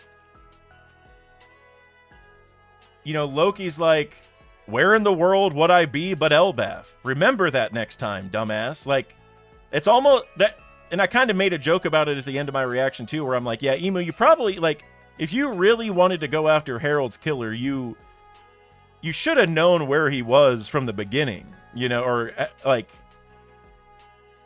or couldn't he have just jumped into Harold's body and even like saw who it was? But even then, like, you know, Emu probably should have put two and two together, sort of. You know, and Loki calling him a dumbass here, it's kind of like, yeah, is Emu like forgetting things for some reason? I don't know. Again, it might just be a weird series of dialogue here that, you know, we're reading into too much, maybe. But it's good somebody brought that up. That is weird. Is Emu forgetting like certain things, or does Emu not retain all the info that he has in the other forms or something? Like, if he hops in Gunko's body, does he not keep those memories? If he comes here in his physical form, is that a separate set of memories than his original body? You know what I mean? Like, it's something weird. I don't know. It's interesting. 25th Slayer with the $5. There's a line connected to Emu's left eye only. Could that mean something? Yeah, I actually, I'm gonna see if I can find the panel again, but I noticed in one of them you can see that it runs all the way down his body as well. Whenever he goes to Gunko, you can kind of see it. It like you can see it. Well, his hair is covering it, which reminds me of Sanji. Now that I think about it a little bit, and you know, and he also fought Sanji and had the I don't even know what you would call it, the Emu Jambe going on. Anyway, but on that panel, you can see the line goes all the way down his neck and down to his chest, and then there's another shot where you can see it running down his sides somewhere. I'm trying to see it. Where was it? Maybe it was towards the end and I'm just missing it. Or maybe it was the very first panel. Yeah, it was the very first panel. You can see it go all the way down. It zigzags all the way down to his side. And I wonder if that one line means something. Again, I don't know, the polka dots, man, that they could be the disease, but they just better not be, you know, a bad tattoo choice. Yeah, I don't know what it means. I mean, my like sort of like head canon was that that they're like these demonic sigils, or that they could end up being, that Emu could like connect the dots in different way and make different sigils. I'm gonna show you guys this thing, and also shout out to to Birch for being the first one to kind of show me this. I'm trying to figure out a good one to show you guys. Give me a second, because all these are not the highest quality. And let's do this one's cool. I'll show you guys this one. Oh geez, that was way bigger than I thought. Oh well. So see and you'll find a bunch of different versions of these, but these are like demonic. What's the list of demons and the art? I don't know how to say all these words, to be honest. But there's like a demonic grimoire thingy that's from some mythology where there's like these demonic packs or demonic sigils. I keep thinking of demonic packs because of RuneScape. Shout out to all the RuneScape players playing League 6, which I'm telling you, the RuneScape team has to be fans of One Piece, because they came out with the Demonic Packs League the same week that we met Emu, and I can't even believe it. But even the Demonic Packs in RuneScape work off, like, there's a bunch of nodes connecting to each other, just like Emu has these, like, nodes or these dots with lines, and, like, the different nodes give you different powers and stuff. And so here's, like, these different symbols, and basically I'm wondering if Emu can connect the dots and make different symbols. These ones are like too intense. I don't know if Emus would look like this. These are like way too intricate. But there's just these little demonic symbols and stuff. And, you know, typically I'm trying to find a version that's drawn like the RuneScape one kind of, but usually it's like different dots connecting. This one's kind of a little bit better. Give me one more second. And so I don't know if... Yeah, this one's a little bit better. I don't know if Emu's going to work the same way. Like, see how like there's these dots and like the lines connect the dots and make different shapes, right? It's all a bunch of nodes and lines. I don't know if Emu's actually going to connect the dots and do different things, or if Oda just gave him the dots as a design choice to call back to these demonic sigils and stuff. But that's the thing my mind keeps going to. Again, I don't know what it's really going to be, but that seems like where this is going, because that's definitely like a demonic ritual sort of vibe, right? Gang Rider, I saw you just said the fan base upon seeing Emu. Oh no, he's hot. Yep.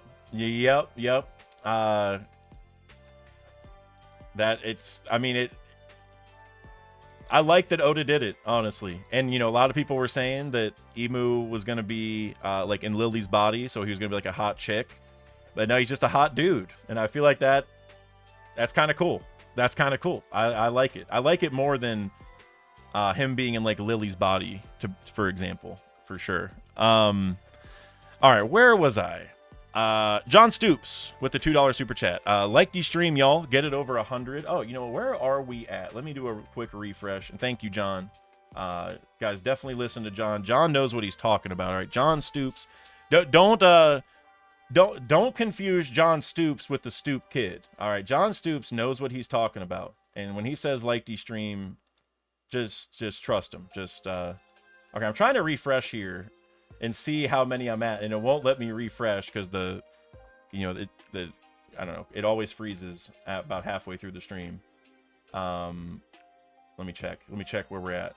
Oh, we're past 100. All right, never mind. Well, still listen to John. All right, he's not Stoop Kid. Listen to John. Actually, I really like Stoop Kid, so I don't even know why I'm talking smack about Stoop Kid, but either way, we're already over 100. I know I'm an hour late on that one, so thank you, John. Either way.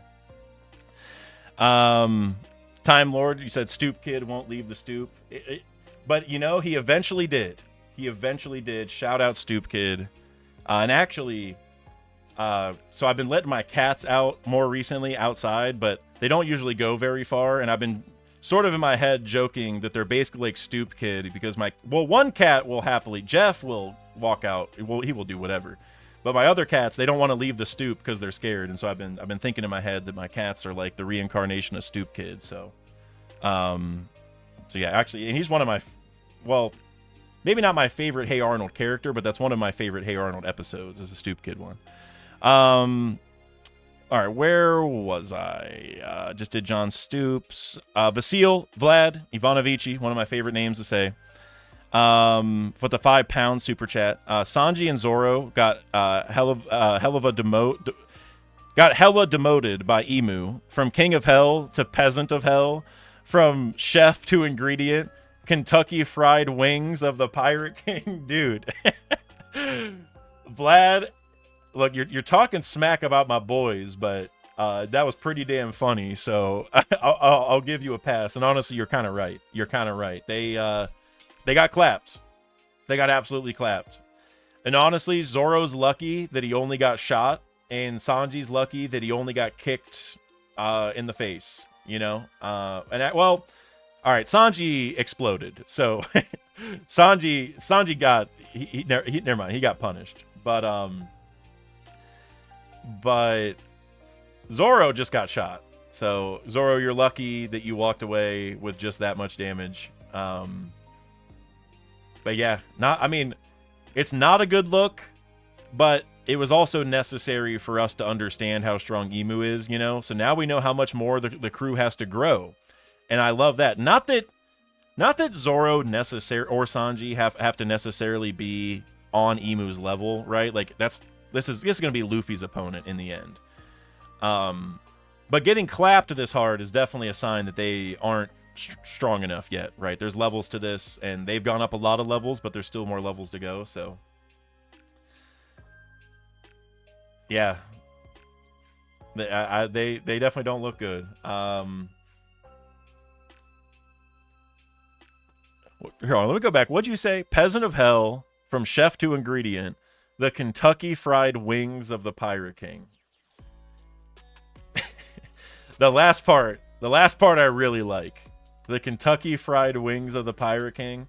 And you know what's really funny about that too is we just had the Popeyes collab this week. So if there was ever a time to make that joke, which obviously, I mean, KFC and Popeyes aren't the same. They're actually like rivals. But regardless, it's a good time to make that joke for sure. By the way, I hope anybody who did go and try the One Piece collab with Popeyes, I hope you enjoyed it. I have not tried it myself yet because the only like collectible thing was the bento box and only limited locations had it. So I was just like, I'm not that worried about it, but I've had so many people send me links to people trying the collab meal, and like people that I haven't talked to in a long time because they're just like, oh, like, well, at this point, a lot of my friends, anytime something One Piece related happens, like they message me first. You know, it's like our main thing at this point. And I had so many people that I hadn't talked to in that long send me like, bro, did you see this? I'm about to go try it, and I'm like, I don't know. I was just thinking in my head, like, it's not that special. I mean, I'm pumped that people are pumped about it. This is the point of the marketing, you know, to make it grow. But it is kind of funny because, like, it's not that special. Like, if there was more collectible stuff, then I'd be all over it. But it's pretty much just a meal with the chopper cake and the gum drink or whatever. But it's not like collectible stuff. Anyway, I just thought it was funny. I had so many people come out of the woodwork to tell me they're trying the meal. And I just thought it was funny that I haven't even had it, but all these other people had. But I mean, hey, that's what the marketing's for, you know. JJ, you said it's a 2-piece with a strawberry cake and grape Kool-Aid. Yeah, it's like, it's not that special. You know what I mean? Like the chopper cake, in my opinion, is the most special thing. Or the plastic reusable bento box. That I might even buy off eBay because that would be cool to have. But yeah, the rest of it I was kind of on, but no biscuit. That's a good thing. And then maybe that's a hot take that a lot of people are going to disagree with, but I do not mess with the biscuits from Popeyes or anywhere that does any fast food place that has biscuits. Never ever for me. Can't do it. Now it's not to say that biscuits are bad in general though. Like you give me some good biscuits and gravy, I will eat that entire thing no problem. But you talk about biscuits from Popeyes, you can have it. You can have my biscuit. Now, if you're talking the Texas toast from Raising Cane's, now you're talking my language. That's Dak's music right there. Is the Texas toast from Raising Cane's? I'll tell you that. The biscuit ain't my music though. I don't know how everybody else feels, but JJ said I like the strawberry cake. Big strawberry guy. I've heard mixed reviews about it, but that I wouldn't mind trying, to be honest with you. Like if I went, I would get that. But like the gum drink, I was kind of whatever on. I feel like every collab drink I've ever had from any store for anything has been awful. So I'm just like kind of turned off to it. If there was a special cup, I might go. But Dow, you said Carl's Jr. got better biscuits. I have never been to Carl's Jr., so I cannot speak to those. Gang Rider. And by the way, I know there's more super chats. I will get to those. But Gang Rider, you said, what about Milwaukee Burger or Five Guys? I've never even heard of Milwaukee Burger. I'm intrigued though. I do love me some Five Guys burgers and fries though. I'll tell you that. It's very expensive, so I don't go often. But if I ever like just want a really good burger and I'm gonna pretend that money doesn't matter, Five Guys is definitely my place to go for sure. Five Guys, I'll mess up a Five Guys burger. And they give you tons of fries. It's actually not bad value in that aspect, but Nick, you said, I got it yesterday. I think you're referring to the Popeyes meal, and you said it was all mid.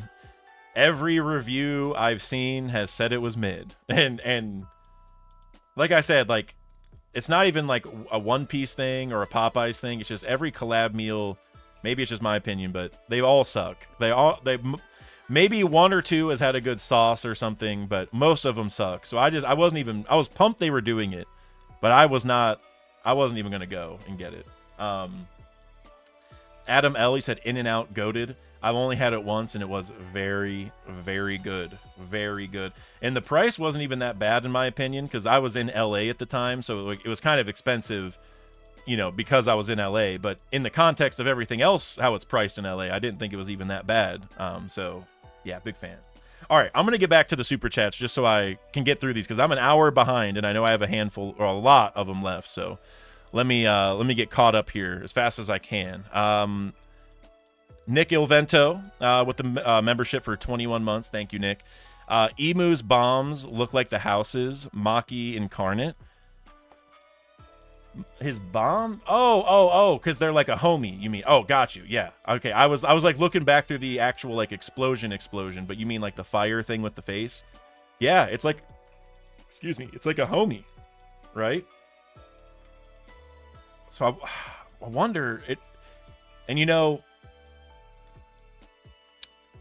thinking about homies here, remember Pandora was made on Elbaf to save Elbaf, right? Like Mother Carmel made Pandora like a living fireball, and then Big Mom has Prometheus, another living fireball, right?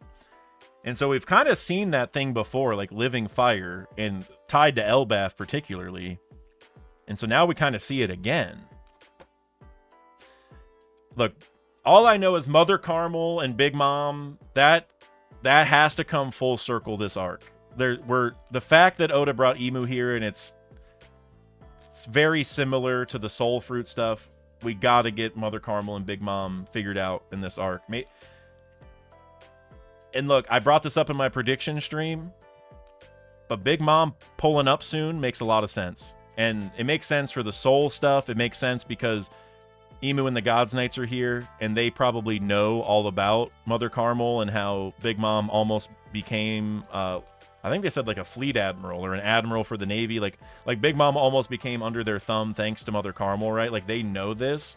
So if there was ever anybody who could like tell Big Mom the truth, it's actually them, because the Giants also like Mother Carmel, right? So Big Mom showing up, I don't think it's the craziest thing. And now that Emu is cooking, and we need some help, and I'm not saying that Big Mom wants to help us necessarily, but if Big Mom did show up somehow, and one way or another, somebody told her, like, yeah, Mother Carmel was going to sell you to the government, she's going to want to fight Emu, right? And so I think that would be a really fun way to get out of this. Big Mom showing up, I get, is hard to believe, just because, like, she might even be dead. We have no idea where she is, you know, but I mean, the more I look into it, I feel like we're just dancing around Mother Carmel and the soul powers more and more. So I would love to see it. I'd love to see Big Mom show up. I think that this would be a great time for it. So we'll see. We'll see. Big Mom versus Emu. Oh man, sign me up. Nightmare 516 with the €5 super chat. Thank you very much. Emu got to be Lunarian with the original Devil Fruit power. Maki is probably demonic hockey that looks like black fire, and Emu can use it how he wants. So I guess the thing for me is, if if Emu is Lunarian, you know, King wasn't doing anything like this that we saw. Like, and I mean, I'm sure King has hockey. I would have to. I'm sure he used it at certain points. I would have to imagine. And we never saw him do anything like this. Now, could it be that, you know, he just didn't ascend to a high enough level or mastery of his hockey? I think that is definitely possible. But it is interesting, right, that, like, we know the Lunarians conjure fire, right? And now we see Emu conjuring fire. It's just black flames. So yeah, I wonder, is it maybe Emu mixing his hockey with the Lunarian fire, and maybe King just hasn't gone that far yet? I mean, Emu has been around a lot longer than King has. And you know, and going back to when Emu was flying away, you know, those definitely look like Lunarian wings, like they are like feathered wings. They look just like King's does. Same format, I guess you could say, because like the Skypians and the Shandorians have like the tiny white wings, and then the Birkins have the big white wings, and then King has black version of the Birkin wings, like giant wings, but it's the same style, but they're black, and these are also the same as King's. So the Lunarian stocks definitely look good. I think the fire is sort of the question. Like, I don't know, it could just be tied to the Devil's Fruit power too, right? Like that power gives him the ability to juice up his own fire, you know what I mean? So maybe all the things are linked. I think that would actually make a lot of sense. I still find it weird, though, that on the one panel where he's about to attack Zoro, you can see that there's a line on his wrist going up to the flame, and I'm just wondering if, like, the flames can only come out of certain nodes or something. I don't know. But yeah, I feel like the Lunarian stocks are definitely way up, though. Got the white hair, got the dark skin, even though we didn't know what exact color it was, but we know he has some kind of dark skin. Now we can confirm he has the same wings. Lunarian looks pretty good, bare minimum. GG's Boxcar with the $5. GG, what are you cooking? What you cooking? Emu hype this. Emu aura that. They are just lucky that Gaimon isn't on the island. GG, you are cooking. You are correct. If Gaimon was here, I mean, we wouldn't even be here, right? Because if Gaimon was here, we would just be going right for the One Piece. You know, we would already have the One Piece. We would have already saved the world. One Piece would have ended. Let's see, when did we go to the Island of Rare Animals? Like 1998? The story would have been over in 1998 if Gaimon would have joined. So yeah, you're right. You're right. Emu is very lucky that Gaimon did not pull up. But just wait. Just wait. You know, everyone's talking about Big Mom showing up to Elbaf. We're talking about Kaido showing up. We're talking about Shiki, Yoru, Janelle, all these different people. It's Gaimon. Gaimon's the one who's going to come here and save us from Emu. So thank you. Thank you, Gigi, for bringing up my goat. That's what we needed. Isaac Gavey, 7762 with the $2 super chat. Did Sanji just use Advanced Conquerors, I think is what you're trying to say there? Or Advanced Armament? Because it says ACOA, so like Advanced Color of Armament. Let me go look.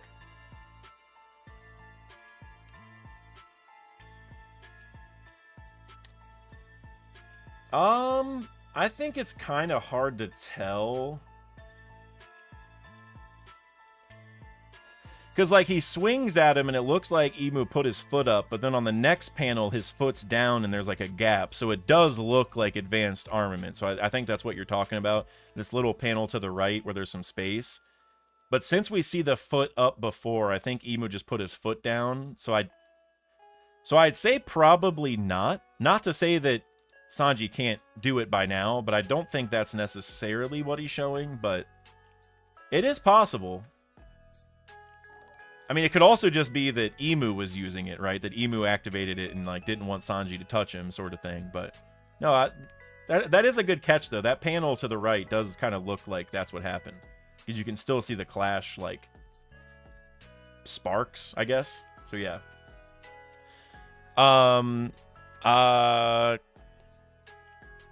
I have no idea how to say this name. I don't want to also get demonetized by mispronouncing this, but Shit J SMG. I have no idea. I genuinely have no idea how to say this. I couldn't even guess. But like I want to call you K shit, but I feel like that is not what it is. And like I said, I don't want to get demonetized. So K, I'm just gonna say K with the 100. I don't know what those are either, but thank you either way. Thank you. Just a thought. Kaido, right-hand man, a Lunarian, named as king, where we are seeing Imu, the king of the world, as a little bit like Lunarian vibe. That is interesting, right? I didn't really think about that, because, like, whenever it comes to Kaido's crew, with, like, Jack, Queen, King, and Joker with Doflamingo as well, and also the numbers that he had, it's like his crew was like a deck of cards, right? That was the whole shtick behind it, and even Ace showed up and all that stuff. So I never really thought about, you know, King's name beyond that, because I've always just thought, yeah, that's Kaido's number one, so he's king because the cards and that's it.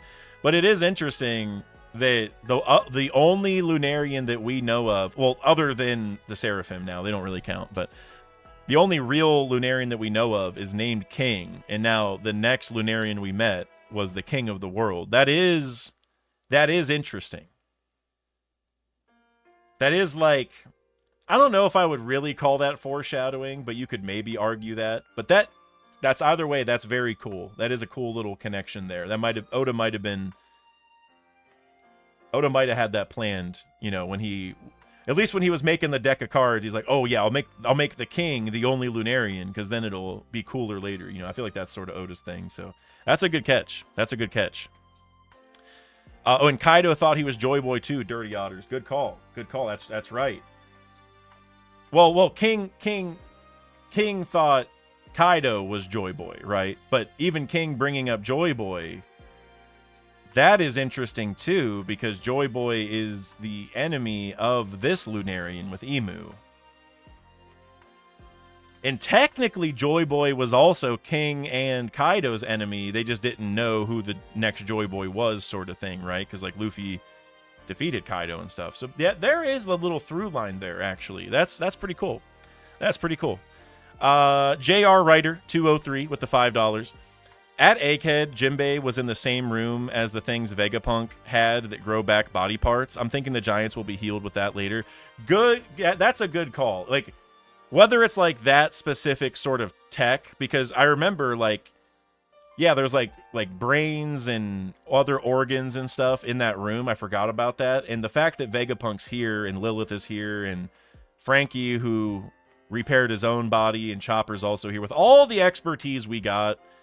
You're right. They'll probably all either get their limbs or fingertips or whatever put back on, or they will get a robotic version if they can't. So everyone will be okay with that by the end. So that is a good that's a good point. That's a good point. Vegapunk at bare minimum will be able to figure this out, or Lilith, I guess. So good call. Good call.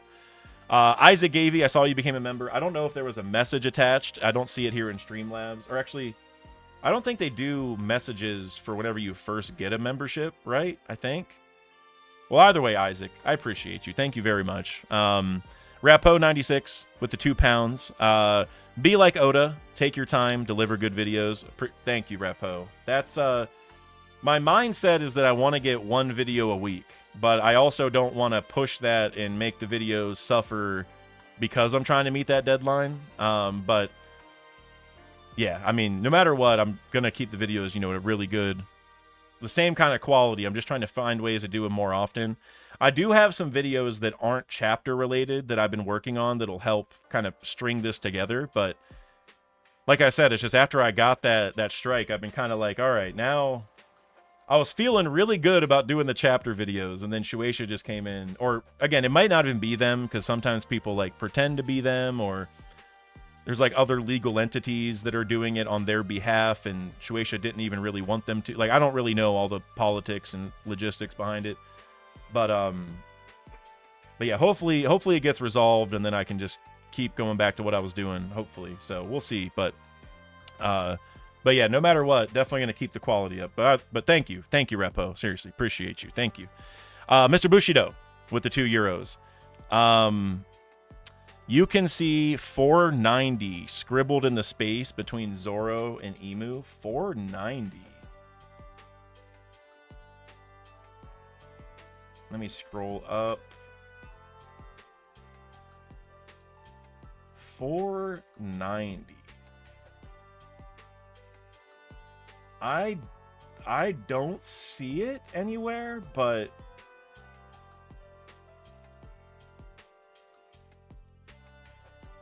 yeah, I'm not seeing it unless I'm supposed to look at something different. Or 460 or 490. And then Ifu6665 said, "What about the number 460 on Emu's page 4?" Let me go look at that.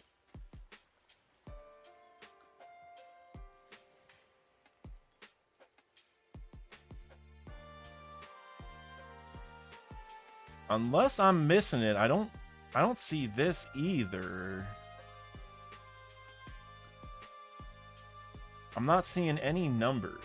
There is a 460. I'm not seeing it. Does somebody want to send it to me on Discord real quick? Because maybe I'm just not looking at the right thing. I'm going to go back. So you said page 4. Is that assuming that the double page is 2? I'm going to assume yes. So 2, 3, 4.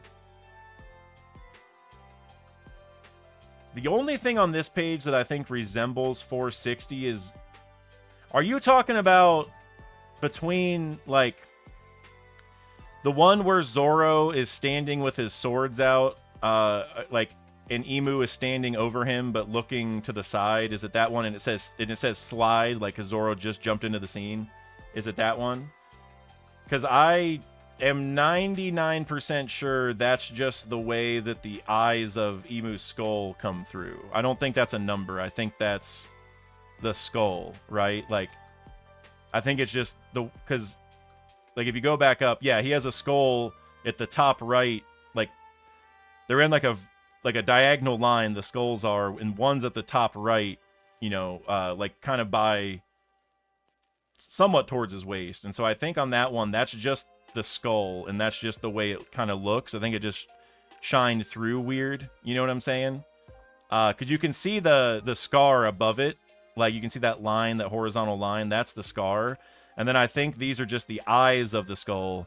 And the thing to the left is just like a little artifact of it. I would say I'm 95% sure that's what it is. I think it's just the skull. I don't think there's any numbers or anything like that. Also, I don't know if you're here, Eden's Blue. I haven't seen you in the chat. But I know you texted me that you had something you wanted to show me from the panel, and you were going to text me about it, and you said you were going to text during the stream. However, my phone is downstairs charging because it died, so my bad. So if you're here, send it on Discord, and I'll take a look at it. I don't know if this is the thing you were talking about, maybe, but I know you said there was a cool thing you wanted to show me. But yeah, I'm pretty sure this number is just the skull. It's just not super clean, like this panel. Probably because of how, like, they give Zoro like a little glow. There's a little white space around Zoro, so he's separated. I think it just made the skull look a little bit weird.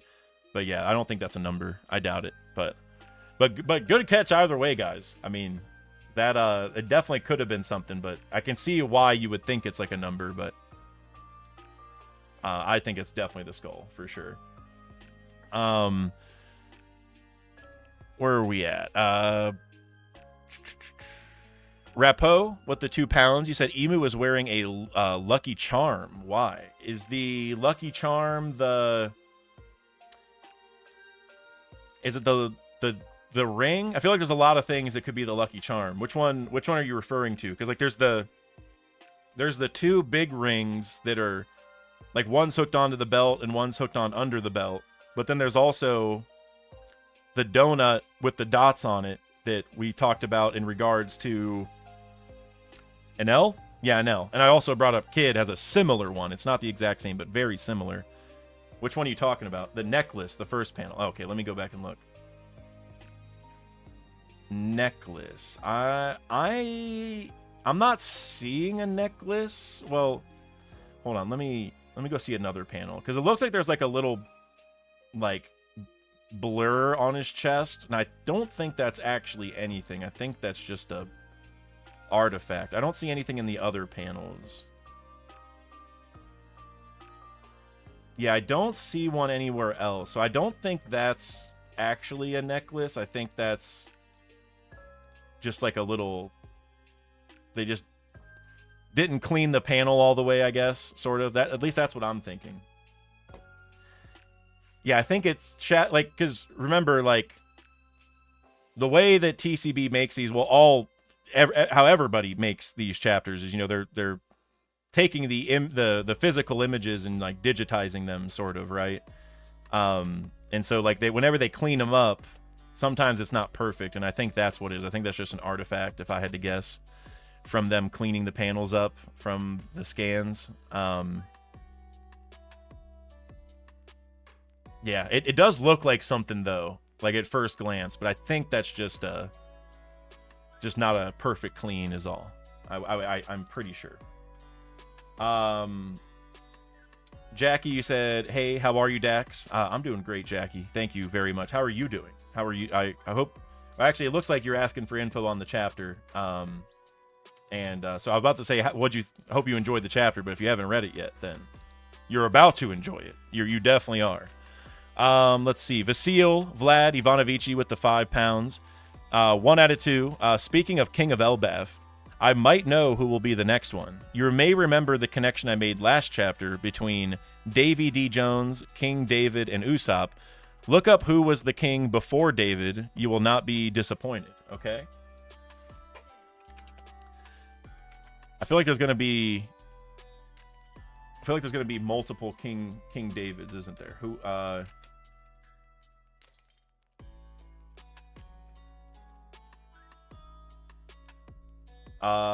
Saul was well, hold on. Okay, yeah, cuz I looked it up and I'm getting a couple different King Davids, but yeah, Saul is the one. I think that's what you wanted me to say, was Saul. And I like that. Saul is the next king. See,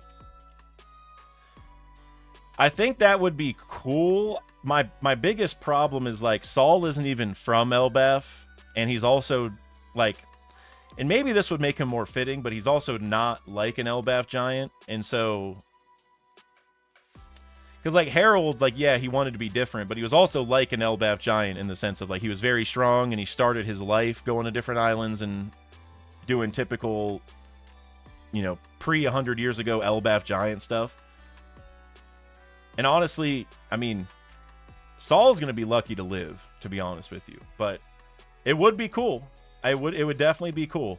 I feel like it should be Haradin, to be honest. Because, like, I mean, he is the son of Harold, and his dream is to be the king of all the giants and all that kind of stuff. But Saul, I mean, that's a cool guess. That's a cool, like, not one I would have thought of, but maybe makes a little more sense than I originally thought kind of guess. I'm still definitely leaning Haradin or Loki. I mean, Loki, it might be both of them share it, but Loki leaves and Haradin stays maybe. But yeah, Saul's an interesting one.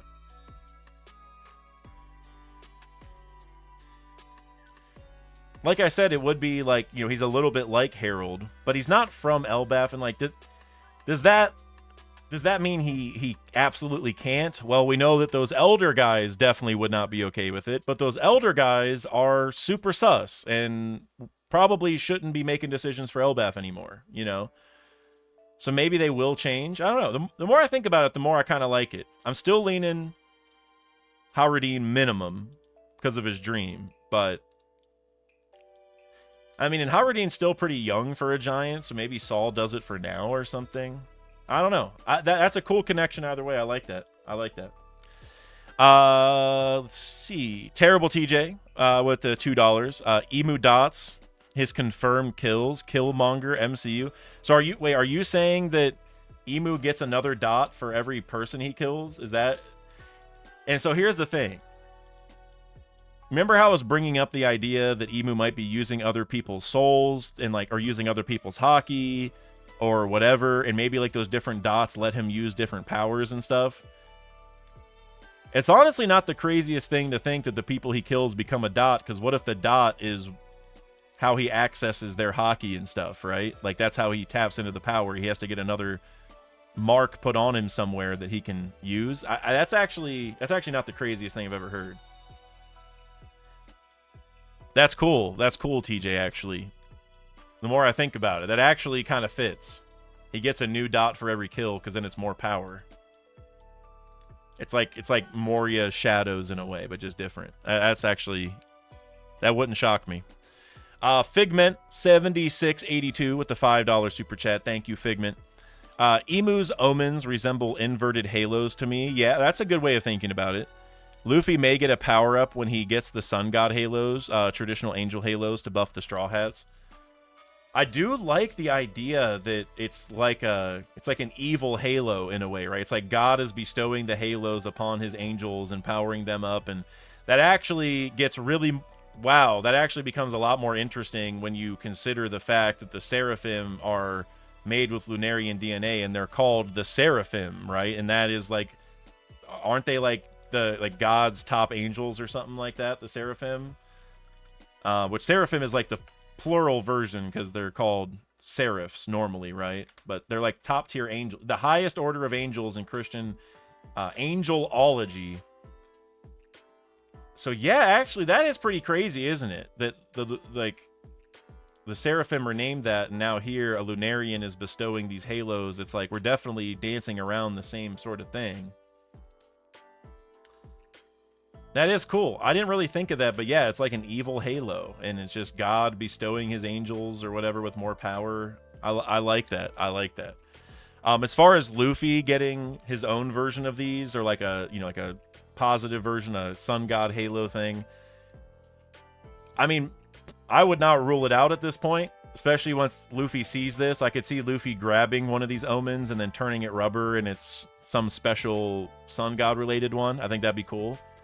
I kind of hope he doesn't, just because, like, I mean, I could sometimes maybe go against this, but for the most part, I like when the Straw Hats kind of figure out their stuff on their own. You know, like if Luffy's powers just buff them and that was it, I don't know if I would really like it. Maybe in certain circumstances it could be cool, but I kind of hope that the Straw Hats, you know, become monsters on their own with their own powers and fortitude and stuff. But maybe in like a one-off moment, I would not rule out the chance that Luffy just flips it all on its head, right? I wouldn't rule it out. Maybe even just to like, maybe he does it now just to save us in this one instance, you know, or something. I don't know, but it's cool nonetheless. I love the Halo connection. That makes so much sense, especially with the Seraphim, because they're the top angels. The God's Knights are kind of like that, but for the devil, and you know. Makes a lot of sense. Actually does make a lot of sense. Rapo with the £2 super chat. I'd be dancing around seeing Zoro cut Emu's wing. Oh, yeah. Oh, I didn't even think about that. And actually, going back to like the losing limbs thing that we've seen a lot recently. Remember, Zoro cut off the horn of Onigashima, which... I mean, Onigashima probably was a person in the past. Maybe God of War Elbaf or whatever, right? So even that, but then, yeah, then he also cut off one of King's wings. And so Zoro has also tapped into that same mindset a little bit. And so now that Emu right in front of Zoro was cutting off, you know, people's fingertips and legs, it would be cool if eventually Zoro cuts off Emu's wing, and it's like, how do you like it, sort of thing, you know? That I like that connection. That's really cool. I like that. Bean Boy with the $5. So is it soft confirmed that the reason Saturn was experimenting on Jinny is to find a cure for Emu? I would not say so. No. I wouldn't say it's ruled out or anything like that, but I mean, Emu, well, I shouldn't say obviously. He probably has a disease. It could be that he's tired just from, like, maybe it's not like a sickness disease, but some other condition of his powers or something we don't fully understand or whatever. But it's like, obviously whatever he's suffering is much different than Sapphire Scale. Like, these aren't Like they don't look the same, and at least, I mean, he hasn't been here very long, but I don't feel like the sun has really been making him worse or anything. I guess and even in the Holy Land, like the flower room had sun coming in, so we know that also, it's not the same thing up there also. So I wouldn't say it's soft confirmed. I wouldn't be shocked if there is a connection, but I would say it's confirmed that the diseases aren't the same, right? So I'd wonder what the connection is. Like I would almost say that it's not so much the sapphire scale part, but it might be the passing on of devil fruits to a child part that he was working on, because like, what if Imu never even ate his fruit? He just had it since birth because he is like the actual devil's child. And so much like how Bonnie had the age powers from the second she was born because her mom had it like injected or whatever, maybe Imu is a similar vibe where he didn't even have a choice but to accept these powers, sort of thing. I think that might be more so the connection, and maybe Saturn was doing experiments on that to help Imu in some way because Imu, suffers from the same thing. But I don't think it's sapphire scale. No, I wouldn't say. But the other part of it, though, I would say very possible. Mr. Bushido with the €2. Knights seem familiar with Omen. Did Imu do this before? Definitely. I'm glad you said that, because like they are like, oh yeah, there's an Omen, woohoo! Like I'm super pumped about this. Like, yeah, thank God it's here. I've been waiting. It's like, yeah, it's like they know full well what it is. They know it's a good thing. They know it's gonna power them up. They know it's gonna get them out of here. Like they are fully aware of what it is, how it works, that they're supposed to enjoy it. You know what I'm saying? Like, so Imu had to have done this before. Now but my thought to this is it might not be that Imu did it, while in the flesh like this, but remember how the gods' steels, they have to be in close proximity to Imu for Imu to be able to like regenerate them and stuff, right? And so if the gods' steels are too far away, then it doesn't work. I feel like it could be a somewhat similar sort of thing where like maybe the gods' knights were in Marijois and they had an Omen at one point, so like it wasn't a situation like this where like they were at battle somewhere and Imu came in and saved them and like resurrected them, but it was more like maybe they were defending the Holy Land from somebody and Imu gave them omens to make sure they beat whoever it was or something like that, but they definitely have done this before for sure. I just don't know when. Rapo with the £5. Thank you very much, Rapo. Thank you everyone for all your donations. And if I have not gotten to yours yet, don't worry, because we are in the home stretch here. So sorry it took so long, but we are getting there. Rapo, you said Imu having the white sun spots disease is from the constant sun exposure inside the flower room. I get that a lot of us want to tack on to the sapphire scale thing and like the sun weakness, but like I think if Imu was actually suffering from the sun, then they just wouldn't have the sun coming into the flower room, you know what I mean? And I also think, comparing it to sapphire scale, like these dots are all like really organized, right? They're like in rows and like they're not just randomly thrown about. So I would tend to believe that it's not that Imu is just weak to the sun in any way, shape, or form. There being a sickness, I think, makes sense. But I don't think from Sapphire Scale, Oda's going to borrow that same sort of thing. Like I said, the devil fruit passed on thing, I think, is maybe almost more so likely. So I sort of doubt that, yeah, it's from sun exposure. Because, like, Imu would just block out the sun, right? Because just like Bonnie was in the church and they boarded it all up and that was how to protect her, I think Imu would be doing the same thing. So I don't think that's the case, but I don't know. Like I said, I get why we're all trying to tie back to the sapphire scale. Like, the fact Saturn was studying it, the fact it ties to Jenny and Bonnie, who are very important and are here, I get all of it. And maybe even Shamrock/Garling, one of those two, could even be Bonnie's, biological father. So there's a lot of reasons to think that this would come back. I don't think it's going to be that direct, though, but there's definitely a sickness of some kind, that's for sure.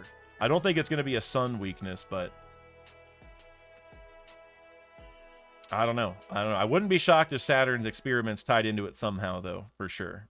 For sure. It's kind of like Hiraluk trying to figure out the cure, you know, before he died, sort of thing. Well, it's a little bit different, but you know, he wanted to go find the perfect cure because he did find it in the West Blue with the cherry blossoms and stuff, and then he tried to sort of recreate it to cure the heart of Drum Kingdom and all that. So it's like he spent his whole life trying to find a cure for something incurable, and then, you know, it seems like we're kind of like Saturn might have been dipping into the same mindset of doing all these experiments, trying to find something to help Emu, and maybe Sapphire Scale was just like one of many diseases he studied to kind of find an answer. But yeah, I don't know. All I gotta say though is Saturn's a bum. Saturn's a bum. Like Vegapunk took one look at Bonnie and was like, "Oh yeah, I can fix this." Like, you know, Emu, if you really wanted to get cured, you had to talk to my man Stella. But no, he was reading those dang rocks, so you know we had to get rid of him. So then you had bum Saturn as your best hope. Now you got Garling. Garling's the one you're really hoping for to come through and save you now. And I mean, I don't know, man. Garling's probably more likely to find a poison for Emu. You know what I mean? Like, Garling might be just trying to take over the throne, so Emu might be cooked. All right, let's see. Roshan 9696. You became a member, and you chatted. Why is Luffy's one eye covered? Let me go and look at this. It might be Oda doing his little foreshadowing. Like, there's the one volume cover where Luffy has one eye closed. Trying to go. Do we even see him? Hold on. Oh yeah, because of the food. That's right. I can honestly barely see him, so I am not sure if that's the case one way or the other.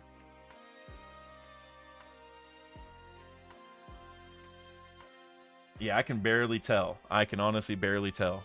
But we do have, like I said, there's the one volume cover where he has one eye shut, and that might just be an ode to the Skypiea thing, you know, where one eye was missing because it went to the sky or whatever. But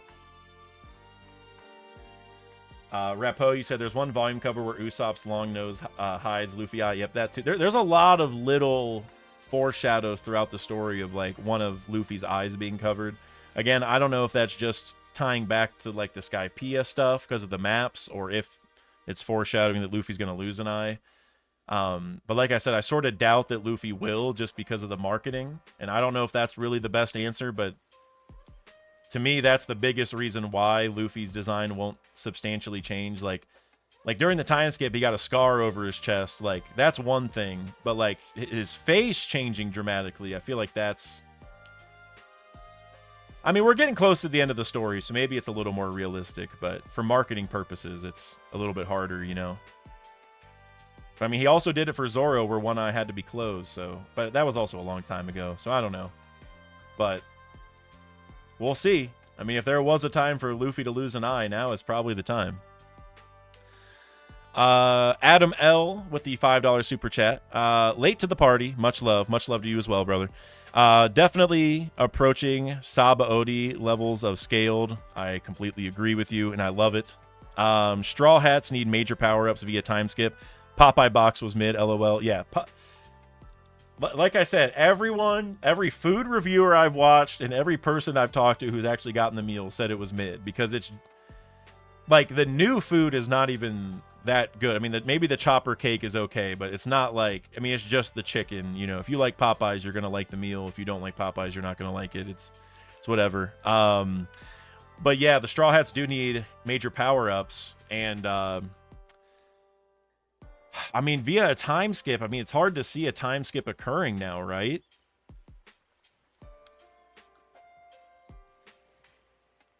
Trying to think of ways around it. You know, we have the time dilation potential situation going on in Elbaf, where time might be going slower in Elbaf than the rest of the world, and maybe that somehow is able to give the Straw Hats more time. Because, like, I mean, honestly, it's kind of the opposite, where, like, if they stayed in Elbaf, time would go faster everywhere else. So it would be a time skip in that way, but a bad one, where the world's probably going to keep suffering while they're training for all this, you know? If somebody ate the time fruit and sent everybody on the entire planet forward 2 years, and then the Straw Hats were just stuck here by themselves for 2 years, that would also work. I doubt that is, like, probably never going to happen, but that is technically a way that we could pause things so they could do this. I don't know. I mean, they do need some power-ups, and if it happens immediately, like, just through their own will, they just snap their fingers and they're strong enough, it will feel a little bit like an ass pull at this point because of how strong Emu is. Like, there are multiple levels to this, and Emu is multiple levels above where they're at, it feels like. So there definitely needs to be some training and stuff. Barring a situation where, like, we find out Emu's weakness, like if Emu, you know, if it's like a Sea Stone Devil Fruit thing, maybe we can find a way to hurt Emu in the meantime, and then we can train after this. I don't really know, but yeah, I mean, they definitely need some work. So I don't know. I don't know where we're gonna go or how we're gonna get strong enough. So I guess we'll see. Also, shout out to everybody who subscribed. I've been kind of skipping over the names here on Streamlabs, but there's a bunch of people who subscribed, and thank you very, very much for subscribing. Seriously, it means a lot. Rapo with the 20-pound super chat. Rapo, man, going crazy today. Thank you, Rapo. A terrifying parallel between Zoro and Emu. Emu uses Maki, or demonic power. Zoro has always used Kiki, or ogre spirit. Okay, I see what you're saying. To manifest his Ashura form. Both Emu and Zoro's Ashura have that legendary ring of fire on their back. You know, I'm really glad you brought up Asura. I want to look up Zoro in Asura real quick, because the imagery is always kind of weird. Yeah, because, like, whenever he used it against Kaido, like, you had, like, the fire, like, version of him, or like the statues or whatever behind him, and there's even been like other depictions of it. Like, it is weird, right? And like, that's something that has never even been remotely explained, the whole Asura thing. And it would make a lot of sense that Emu is going to be familiar with it. You know, we talked a lot about Emu calling Zoro Ryuma at some point, which I still hope, and I think that'll happen, but maybe Emu is going to call Zoro Asura, because maybe Asura is another demon from the same family or tree, power system. I don't know what Emu's origin is, you know, with this devil's fruit stuff, whatever. But maybe Asura is in a similar boat, is a similar demon, devil, whatever. And that's, you know, the connection that Emu's going to make. I think that'd be really cool. But yeah, I wonder, like,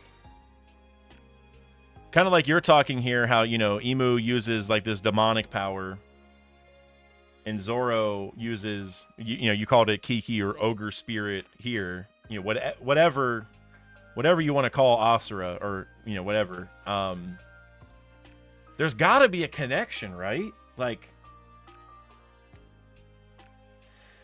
and I'm also thinking, you know, Asura lets Zoro triple himself, and Zoro is also the 3 sword style user, so it might kind of make sense that Asura back in the day also used 3 swords, and so now Asura is letting Zoro triple himself again, and that's sort of like, again, I don't know how this system works, but maybe that's just the logic behind it, is like, you know, you're tripling twice sort of thing. Yeah, I don't know. Maybe they're both not demons, but yeah, like you kind of said it, like with like ogre spirit versus demonic spirit. Maybe Asura is born from a completely different branch of, how do I even put it? Like otherworldly power, you know what I mean? Like maybe it's like a different, maybe they're all part of like a pantheon of gods, so to speak. And so Asura is like used to be on par with Emu in a way, but then Asura died or something, and I don't know. I'm really spitballing here because, like, man, we know nothing about it. You know, like Asura is so random.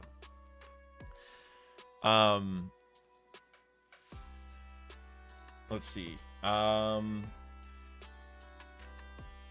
you said, or wait, hold on. I'm trying to go back through because sometimes I read something you guys say, and then I have to go back through the chat to get the full context here. You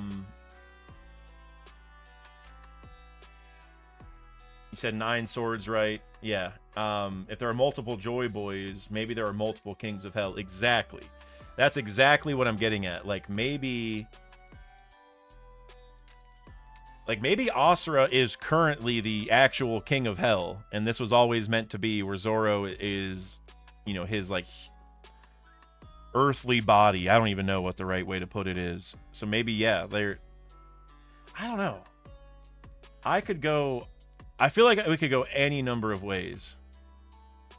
Like Asura could be a demon that lost to Emu and hated him. Like maybe Emu was the King of Hell and Asura is the one who lost the bout to become King of Hell. So now Asura's coming for revenge.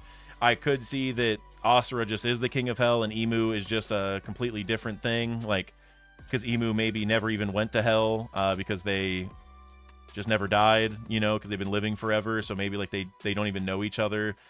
Maybe they're not even connected at all. They're completely different spiritual beings, you know. I genuinely don't know. Dorati said there's a theory cooking here. There's definitely, nine swords, 9 circles of hell. Okay.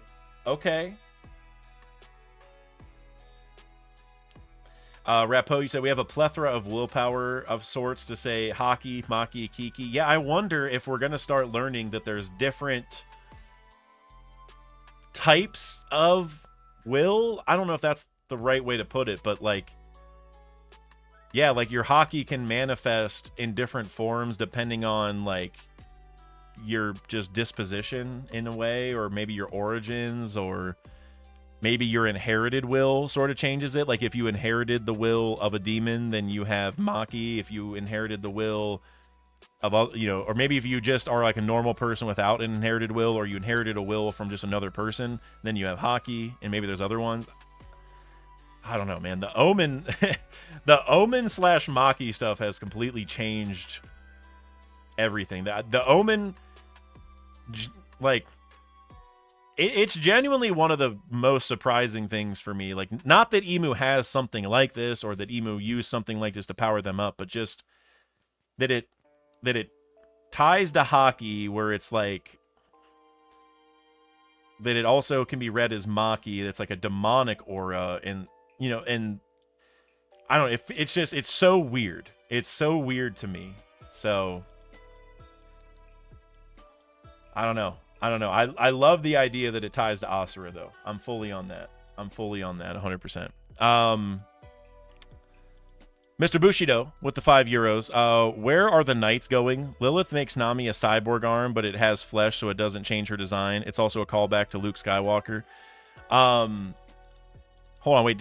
Were these completely separate thoughts? Where were the knights going, and then the cyborg arm?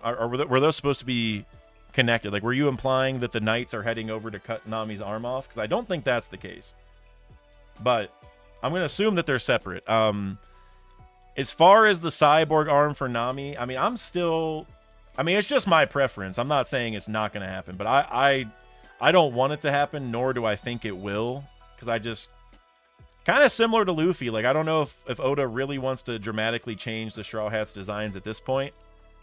And like I said, I kind of like the climate attack where it is, and I don't want, you know, her to get a cyborg arm, and I don't know. Again, it's just me. I'm not saying that has to be the way things are. That's just my preference. I hope that doesn't happen, but it easily could. As for where are the knights going, though,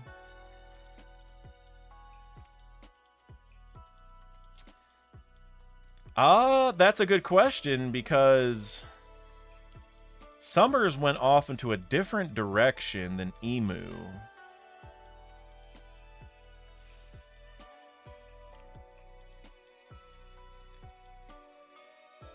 I don't know. Killingham, is Killingham still here? Where did he go? Did we see? No, he got his omen, and then we didn't see him after that. Okay, so I guess we can probably guess that he left. I don't know if Emu's really going to need backup right now. Where are they going? Because, like, my first thought was that they would want to go back and, you know, kidnap the children again, because that's how they're going to get Elbaf to listen. But aren't the kids back where Emu started, back in the city? Unless they moved the kids, but I'm pretty sure the kids are back in the city, because Luffy and Loki brought them up after they fell, and then Luffy punched Summers, and that's why Summers was still in the city and the kids were there. Yeah, so the kids should still be there. My first thought, well, second thought, because I just said what my first thought was. My second thought, maybe they're, like, setting up a perimeter of sorts, like, you know, like I brought it up with this Elbaf map, because whenever Emu showed up, Emu put a circle of, like, black fire on the ground that's roughly where I have it here on this map. Like, it wasn't the whole island, it was just right there. Maybe they're heading out to go set up, like, a perimeter, like there's a ring of fire around the entire island. Or maybe they're setting out to go and... I honestly don't know. I don't know. What do you guys got any ideas in the chat? I genuinely don't know. I don't see, or actually, is it even refreshing? Let me look over here. No, I don't see any. Yeah, I don't know. I genuinely don't know where the knights are going. I'm gonna scroll back up one more time. Emu doesn't give an order to Summers, right? Emu doesn't say, like, head out and go do this. Emu just says, quickly, Summers, there is no time to waste. Yes, Great One. And then he just leaves.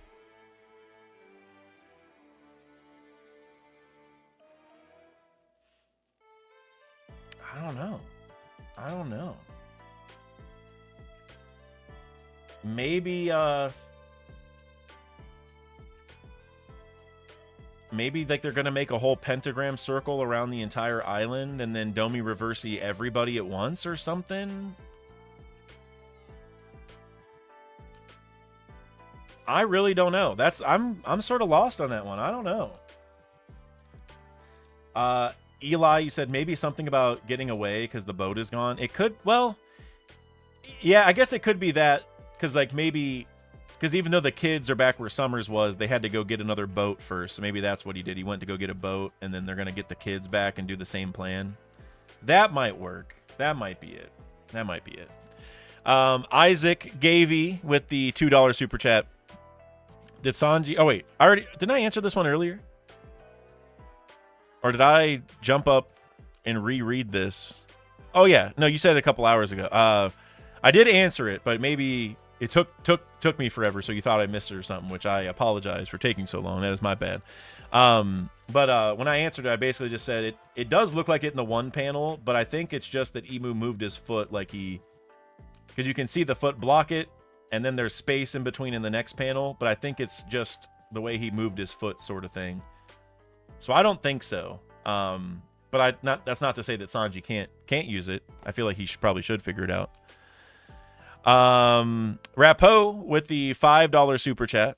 Emu's design is based on the Bori religion, African spiritual tradition where spirits inhabit human vessels. The body equal vessel, spirit equal independent entity.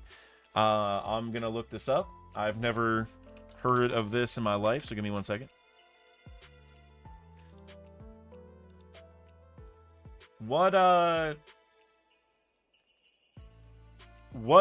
What made you believe that he ties to, like, was the reason you thought he was, yeah, because you said Emu's design is based on the Bori religion. What about the design?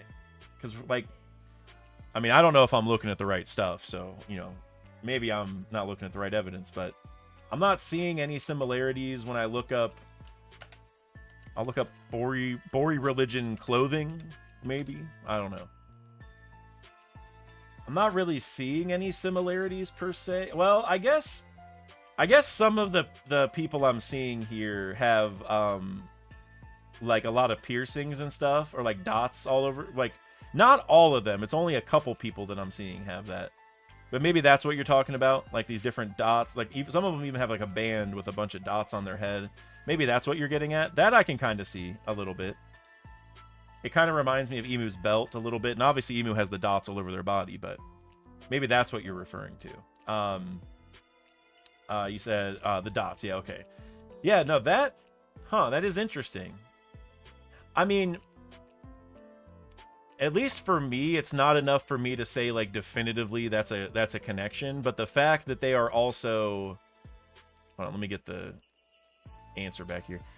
The fact that they are also tied to, or Bori is tied to an ancient like animus spirit possession sort of thing. It is interesting because, you know, there's been all these theories about Emu controlling Lily's body or controlling whoever's bodies or whatever it is, right? So that is interesting. You know, like I said, I don't know if the dots are enough for me to necessarily say it's like for sure a connection, but I would not be shocked at all if Oda got like the inspiration for Emu's design from this, you know what I mean? And maybe there is going to be a possession angle, you know, sort of thing.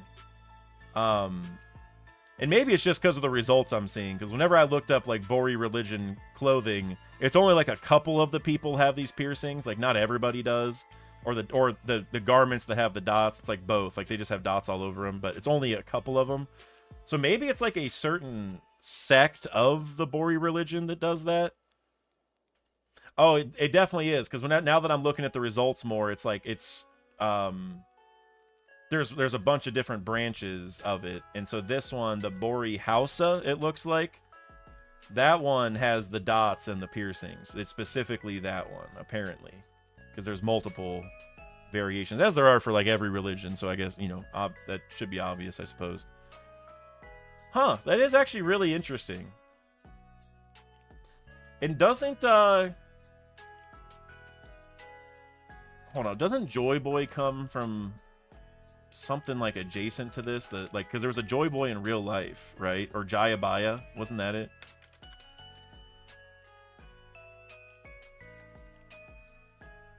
That was in Indonesia, so a little bit different. I was trying to see if there was a connection there, because I know Joy Boy, well, I guess it's not for sure, but there's been a lot of theories that Joy Boy is also tied to some other religion of some kind, or some kingdom, something, right? Some real life sort of thing. Huh.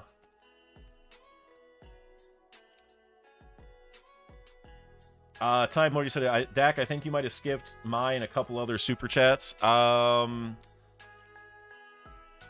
gonna scroll back through, because I don't remember seeing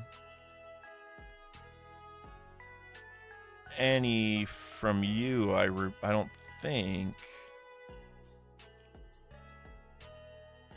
Yeah, I don't see any from Time Lord anywhere on here. So let me go try to look. This might take a second, guys, because there's and obviously I'm very appreciative, but there are a lot of them, and so it's going to take me a second to fish through and try to find any that you're talking about here. Okay, I see him here. Now I gotta scroll through though and just make sure I'm not I didn't miss other people's. Hold on. No, I saw that one.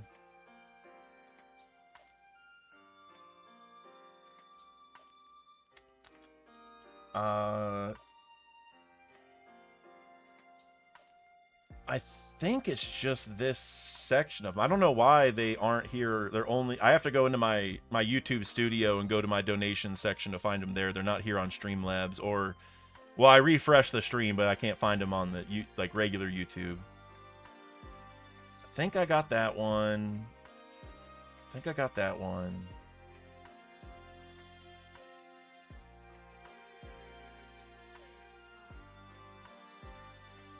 Okay, yeah, so right after Bushido said, Knights seem familiar with Omen, did Emu do this before? Then I got...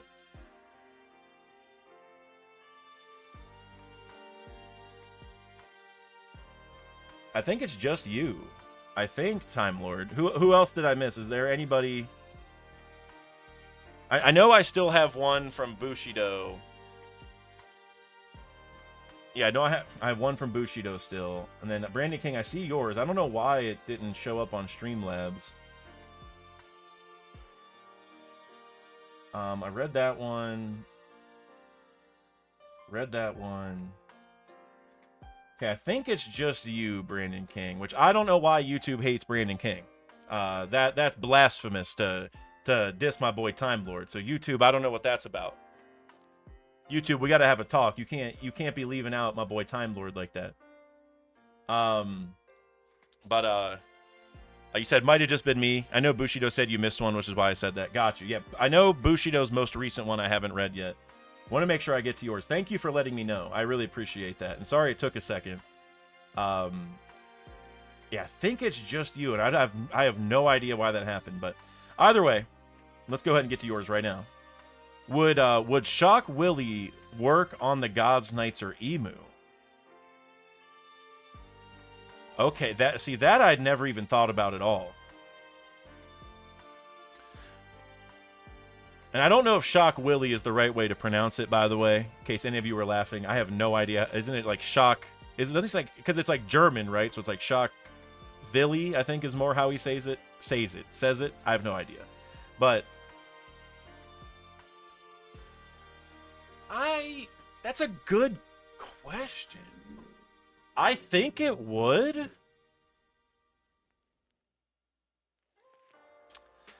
Because it's like their bodies aren't normal, right? But it should. I don't know why it wouldn't. So I'm going to say yes.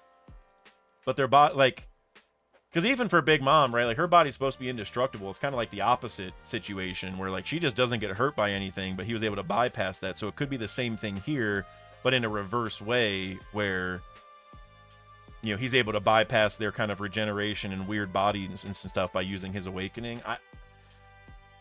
That is really interesting because, I mean, in general, it makes sense that, like, that Law would have some role in not necessarily defeating the Gods Knights, but, like, there's, like, a similar logic between his powers and how they're surviving, right? Because, like, obviously he would separate hearts. They have the steel heart. He would cut people into different pieces, but they'd be okay. The Gods Knights can be cut up into different pieces, and they're okay, right? It's also the Eternal Youth Surgery. They seem to be, like, immortal, or at least Summers hasn't seemed to have aged very much, although that's kind of debatable. But the Gorosei, for sure, have been immortal and stuff, right? So there's, like, a lot of connections there. And then also for Kid, you know, steel heart, that's definitely a Kid thing, you know, having a metal heart, he has a metal arm, whatever, but also they're magnetic. So Kid and Law, who have already been tied to each other, the fact that they're also tied to the Gods Knights now, or the Gods Knights powers are tied to their powers, it would make sense that there's some logic there. So yeah, I mean, it should.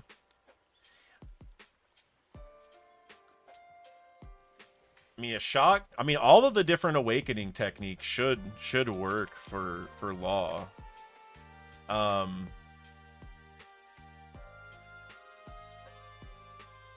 And actually, the more I think about it,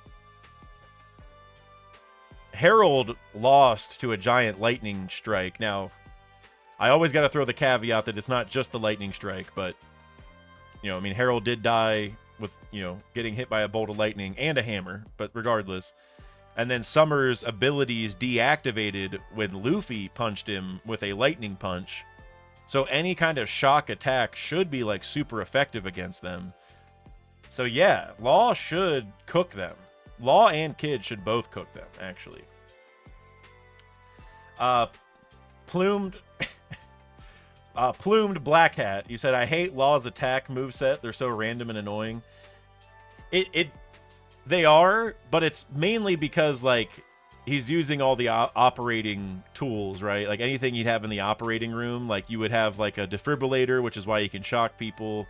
He has the anesthesia thing where he can, like, stab you without you even feeling it, because it's, like, anesthesia, right? But it is random. It feels like Oda can make whatever happen that he wants with that same logic, right? So it does feel random. I get what you mean. Eli, you said EMP attack against the metal heart. Yeah, like that that should just kill them. It'll at least knock them out or stop their powers or whatever. Because like I said, like Luffy punched Summers with a lightning punch. Kids got freed immediately. So it's got to be a good way to like sort of nerf them, right? Which again, if Enel comes back, the Gods Knights are going to be terrified, you know. And look, I'm not saying Enel for sure is going to come back, but whether it's Enel or Big Mom and Kaido, or even Shiki, although I don't know if Shiki can really throw hands like this, but I feel like somebody has to show up and help at this point. And I mean, hey, maybe Loki beats Emu when we're fine. I mean, I doubt that happens, but maybe. But with how strong Emu feels, and now that the Gods Knights are, you know, up and running again with the Omen stuff, I feel like we need help. We either got to run or we need help. And I don't know, Kaido, Big Mom showing up, that might work. I mean, you know, Yuruge showing up would help too, but we don't want Emu to die right now. So hopefully, you know, we don't want Luffy's got to get the finishing blow. So Yuruge will have to wait a little bit because, you know, that man can throw some serious hands. But I feel like somebody's got to show up and help, man. I mean, even if it's Kuma waking up again and pawing us away again, which, if that happens, that honestly, Oda, honestly, that'd be kind of peak.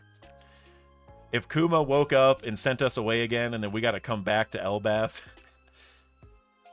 that would be kind of cool. I'm not gonna lie, that would be sort of cool. But then Elbaf's cooked, right? That's the big problem. Is like we got to save Elbaf, so I don't know if that's gonna work. Does Kuma paw Emu away?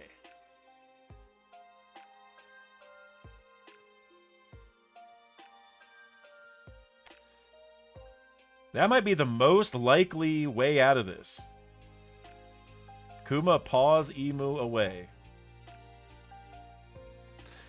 Straw Hat AP, you said Sulong seems like it would be effective. It would. Electro. Well, yeah, Electro, not Sulong. Assuming you're talking about the lightning weakness or whatever, Electro would. Because I don't think every mink automatically has Electro, right? I don't think Beppo does. I believe. I can't remember. But yeah, that would be, it might be useful. Mr. Bushido, you said 5% battery life. Don't think I'm gonna make it. Well, in that case, let me go ahead and read your super chat right now, so I don't forget.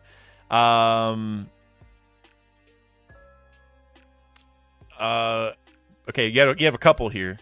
Think you missed Super Moo Dot and hand sign our buddy reference. I am not sure what that's supposed to mean. I miss Super Moo Dot and hand sign our buddy reference. Buddy reference. I'm not sure. Is that a movie or something? Let me know. Type in the chat what you mean, because I'm not sure what that means. But I'll read the other one real quick in the meantime.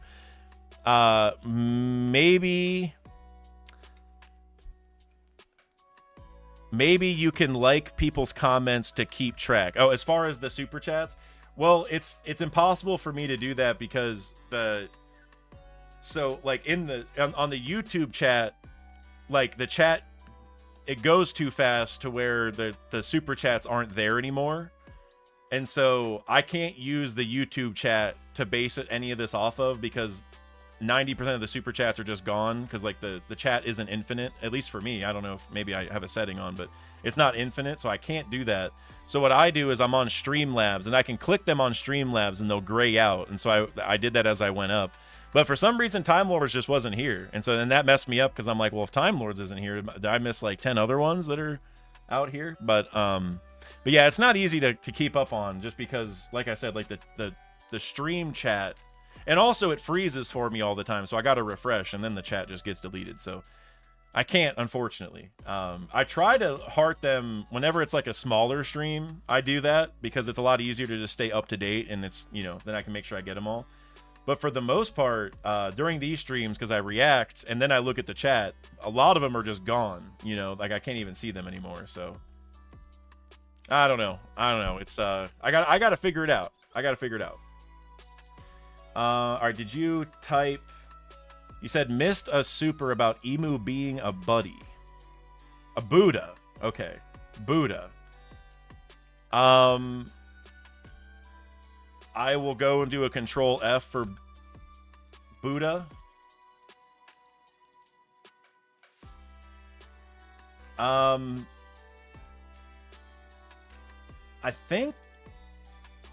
think I said this one, but maybe I just didn't talk very much about the Buddha part. I remember reading about you saying something about polka dots. Maybe you had multiple, but you just said emu polka dots and hand signs are connected to Buddha. I know nothing about Buddha. Could you explain why?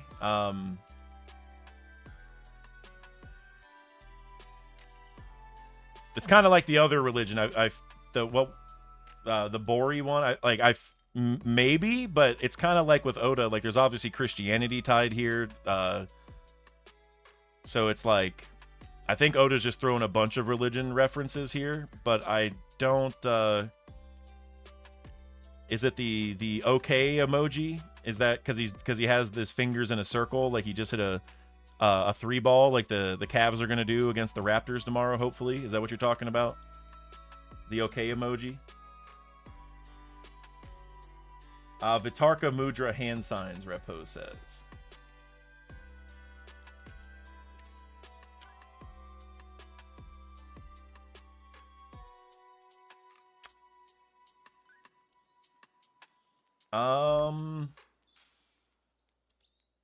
It's always tough when you guys hit me with religion stuff on the fly, because I know nothing about it, and I would say I'm kind of like I'm not like a religion piece theorizer, really. Not because like it's not there, it's just kind of like I just said, like there's a bunch of religions that Oda's throwing in here, so like I tend to not look at it too much, because Oda just he might take a small piece of one, a small piece of another, a small piece of another, and that's it.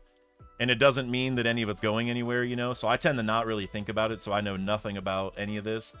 My Google search is telling me that it's just let me look. Yeah, I'm very unfamiliar with it. I'm getting a lot of results with the Vitarka Mudra, and I am seeing it. Some of the things bring up Buddhism. The circle formed by the thumb and index finger represent the wheel of Dharma, or the union of method and wisdom.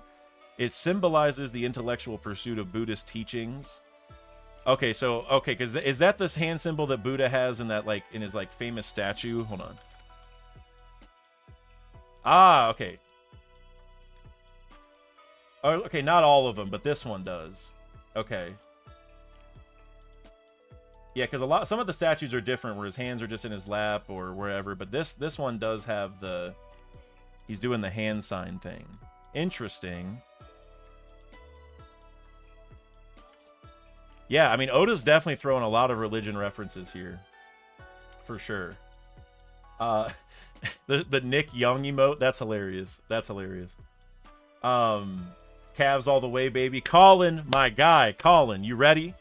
Hey, tomorrow is actually, believe it or not, it is National Velociraptor Appreciation Day. And it just happens to fall on the first day that the Cavs start their series against the Raptors. So, I'm sorry to ruin the day for everyone who is celebrating Velociraptor Awareness Day, but they are losing tomorrow. I hope. I'm a little nervous, because the Cavs could win the title or lose in the first round. I genuinely have no idea what's about to happen. I mean, if we better get out of the first round, and probably second. But anyway, go Cavs. Go Cavs. As for the hand emote, though, to get back to this,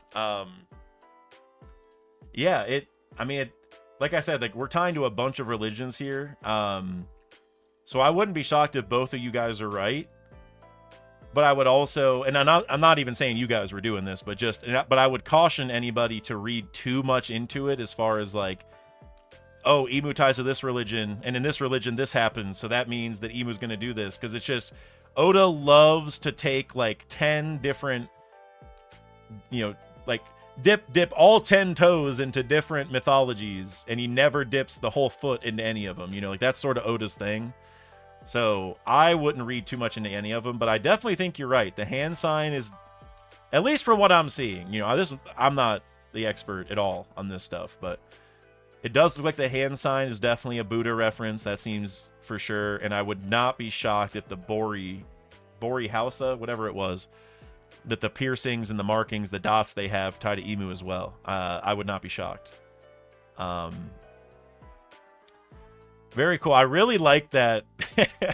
The more I look at it, the more I love the 3-pointer thing. Dude, yeah, Emu just hit the 3-ball, and he's putting the hand sign up. Actually, he's actually doing Donovan Mitchell's celebration. It's the Spider-Man thing where he puts his hand like that because he hit a 3-ball, you know, so he's got the 3 fingers. But then he puts his hands out like he's shooting webs, like he's Spider-Man.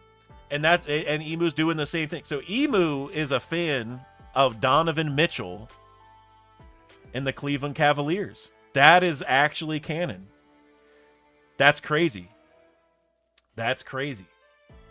He could also just be a Spider-Man fan as well. That's also definitely on the docket. But I'm going to go with Donovan Mitchell fan for sure. You know, maybe Emu ain't so bad. You know? Maybe we hate Emu too much. If Emu is a fan of Spida, he can't be that bad. He just can't. He can't. Now, Colin, now we're about to be appreciating some fried dinosaur for sure. Oh, yeah, dude, the dinosaurs are going extinct again. That's what I was telling Laz. By the way, shout out Commodore Laz. We had a great discussion. I was over on his channel last week. We talked to him.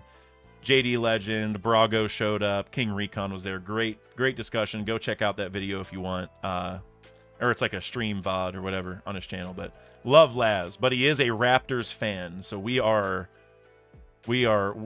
button heads for the next week or so. Hopefully it's just a week, because that would mean that we swept the Raptors. But yeah, we'll see. I was really hoping I wouldn't play the Raptors just because I don't want either of us to be upset, you know. But one of us is going to be right away. We'll see. Doron, you said Lakers versus Cavs finals. Look, I know I've talked a lot of smack about the Lakers, and if the Lakers are fully healthy, you might be talking. But the Lakers got decimated by injuries. What happened to the Lakers this last 2 weeks is what happened to the Cavs right at the start of the playoffs, where Darius hurt his toe. He actually hurt his toe against Miami, but then he re-injured it against Indiana, so it got worse. But he re-injured it at the end of the season, then re-injured it against Miami, which is why he couldn't play in Indiana. And then we also Mobley got hurt, DeAndre Hunter got hurt. It's the same thing. So I'm sorry. But good luck, man. Good luck. Said Lakers can beat the Rockets. Honestly, yeah, because the Rockets kind of stink, you know. And no disrespect to the Houston fans out there. Honestly, Houston's suffering from injuries as much as anybody because of Fred VanVleet and Steven Adams, right? So they also have suffered a lot. But yeah, I mean the Rockets kind of stink. But good luck beating OKC the next round. You know, I think that's really. Or no. What I mean is good luck playing. Who is it's Golden State or Phoenix? Because I'm sure they play tonight to get the 8 seed, right? They're totally gonna beat the Thunder. So you know, watch out for them. Rapo, you got a couple more, and then I'm gonna read these two, and then I'm getting out of here after this because we've actually almost been going for 3 hours already, which is bananas. I cannot believe it's been 3 hours. I just looked up and saw that, and I am genuinely shocked. Last two, then I'm getting out of here.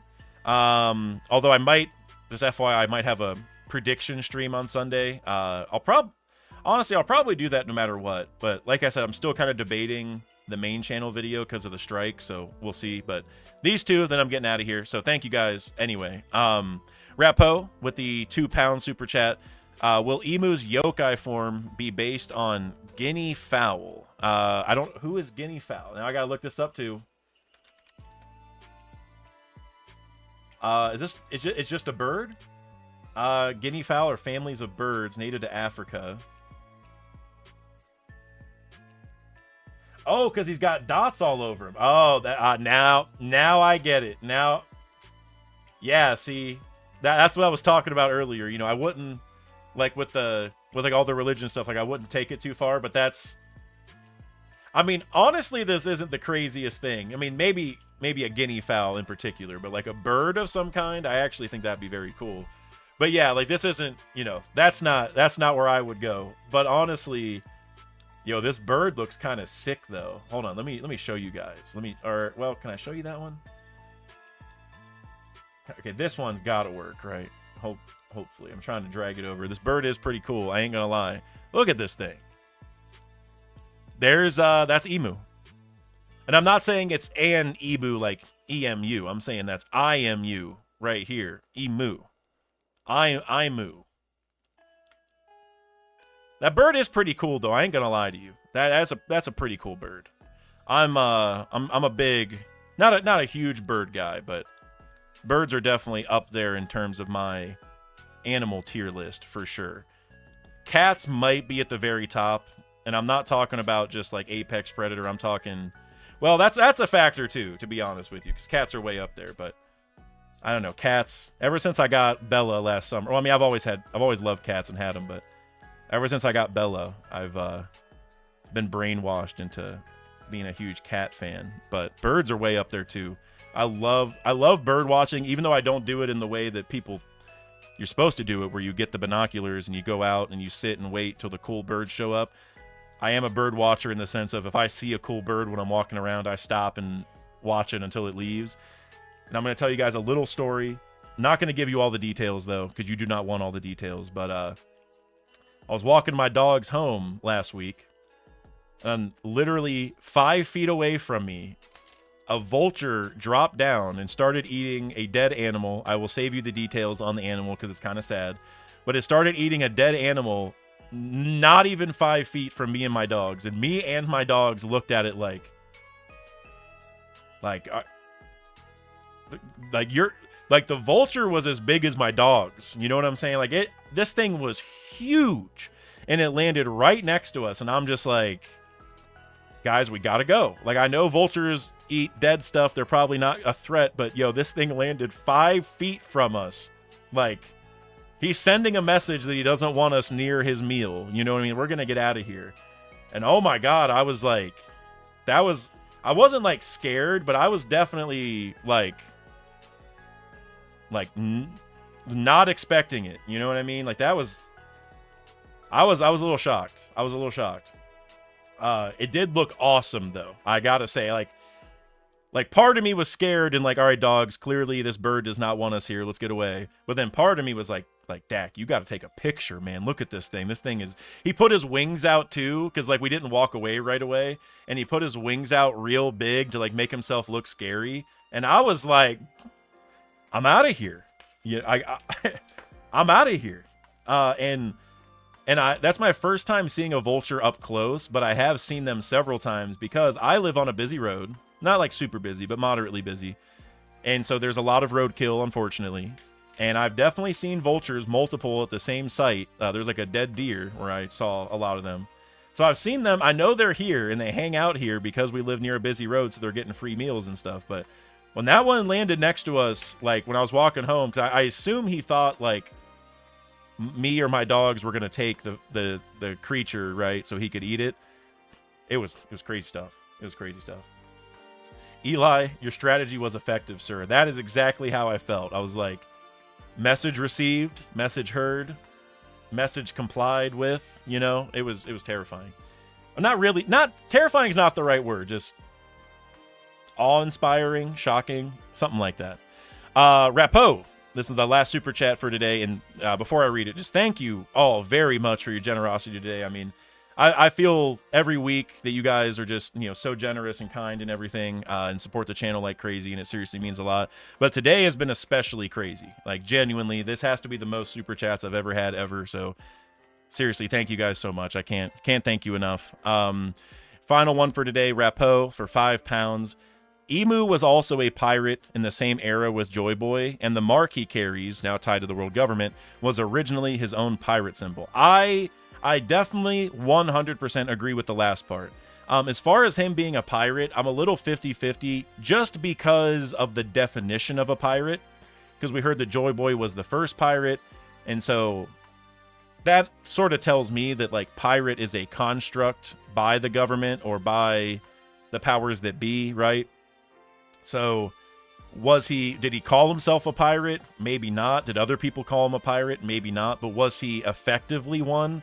I do think that, like, today, if he was doing the same things today that got him into that position, like if he did the same moves, I think people would just presume he's a pirate, right? So I definitely think he fits the same vibe. Like he was definitely out there pushing the envelope in a lot of ways that the powers that be didn't like. I guess maybe that's how I'll think of it, you know? But I definitely agree that his symbol on his cape, that's like his Jolly Roger, for sure. And it's interesting to think about it in the context of like the God's Knights actually get that mark, right? Like put on their body, like tattooed onto their body or branded, whatever. And then they carry it with them, and that symbol actually gives them power, right? Like that actually matters. And I feel like the Jolly Roger is similar in the way that like when you join a crew, you start flying that flag as if it's your own, right? Like you become one with that flag and that crew. Like you're all tied to the same symbol. You're fighting for the same thing, whatever. And even you look at like Laboon, and Luffy literally painted the Jolly Roger on his head. And so I feel like we've seen just that similar thing where people get behind a symbol, right? And I feel like Drum Island was a really good example of like how Luffy protects that symbol, you know, because like with Wapol and Hero Luck's flag and all that kind of stuff. And so I think that's definitely what Oda's going for, but it's almost more literal here, where when people are physically bestowed this symbol, it actually does something instead of just like the friendship, you know, loosey-goosey sort of power thing behind it. Like, oh, now that I'm with the Straw Hats, like we fight for each other and we're stronger together sort of thing. Like, it's not just that. It's like there's an actual ability to it. I definitely think that's what this is for Imu. It's his crew's, like, his crew in quotes. I assume that Imu's original crew was the 20 Kings, probably. The other 19 kings, I guess, like him plus 19, I would guess. So, yeah, I'm definitely in the same boat. And kind of like you said, like he was a pirate in the same era with Joy Boy. He probably was, you know, going around getting these different kings to, you know, align with him for this sort of revolution. So he's almost like Dragon, but I think he's also like a pirate in that aspect, because he's probably sailing to these places and talking to them, and kind of like Luffy, how he sailed to different islands, saved them, got the leaders to be on his side and back him when it mattered. Like, it's, you know, Luffy's done the same thing, just he didn't really plan it out per se. Imu probably did make a plan, but it's the very same thing. He probably went to these different islands, got the leaders to sign on with him, and it's a very similar vibe, right? So definitely. Harry, you said, Dak, can you watch Liam's review of the chapter? He always has great insights. I will say maybe. The reason why is, I mean, because I'm a couple videos behind for Grand Line, because I know he shouted out one of my videos, and I haven't had time to watch that yet. And some other people sent me some videos, so I have, so maybe is what I'll say. Maybe I'll have time, because also if I try to do my video, that's going to take a while. So definitely not going to do it right now, but I will try to over the course of the next couple days, because I should watch a couple. Just, I at least want to see the one where he mentioned me and see what he had to say about it. You know what I mean? So I've just been a little behind, been very busy working on stuff outside of YouTube. Well, I was working on stuff with YouTube, and then the strike happened, and I was like, all right, well, I'll go get some other stuff done, because I don't know really what to do right now. So, Harry, you said I watch his videos before I even read the chapter. He's the best in the business. Yeah. Yeah. I mean, to be honest with you, I don't watch a lot of people's videos in general anymore. I feel like a lot of creators are the same way, where once they start making content, they don't really watch other people's content. You know, we kind of get our One Piece fill from doing our own stuff or having our own discussions. So I haven't watched a lot of content lately, but he definitely has the best production value in the business for sure, I would say. His videos definitely look the best, but yeah, hopefully I'll check a couple of them out. But yeah, Rapo, you said thank you, Dak, and excuse me for the exhaustion today. It's all good, man. Seriously, thank you. I genuinely appreciate it. All of you and everybody else who donated. Seriously, it means a lot that you guys show up every week and do this. And I mean, whether you just show up to watch or you donate or you watch the other videos, seriously, any support is very much appreciated. Really does mean a lot. I was actually talking to my not my neighbor, but my neighbor's daughter basically yesterday, because she was over, and we sort of knew each other but not really, so she was coming over and just talking to me and just saying hi or whatever. And I mentioned I had a channel, and you know, she was asking questions about it. She was like real excited. She didn't know I did YouTube or whatever. And kind of what I told her is I was like, yeah, and she was like asking like, can I like tune into one of your things? And I was telling her you should definitely check out, well, she doesn't watch One Piece, so I was like, don't get spoiled, but if you want, definitely check out this stream, because I feel like this is a really good example of kind of the community we've built. You know what I'm saying? It's also a good example of just, I don't know, like the reactions are like the peak for me. You know, we get the new info, we get to have all these like new theories come out, and we get to talk all this stuff. And, you know, for you guys to do these donations today, I feel like it's a really good example of just, I mean, we built a really great community. So thank you guys. I appreciate you. Seriously, it means a lot. But yeah, I am going to get out of here. I have not eaten today, and I am absolutely starving. And I did a ton of like yard work today. I walked the dogs. Actually, before the stream, the reason I was 5 minutes late is because I was walking the dogs, which is always my reason for being late, because I try to time it up so I get home and immediately stream and whatever. But I actually left really late. In my normal 45-minute route, I did in like 36 minutes because I was like I didn't want to run, but I was hustling. I was power walking. It might have taken like 34. Definitely, I cut like 10 minutes off my normal time because I was hustling for you guys.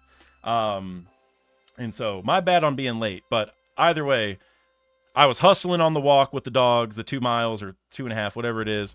I was hustling on the yard work. I'm tired. I need to go get some food, so I'm heading out. But thank you guys again. Seriously, it means a lot. I know I said it 100 times, but it does.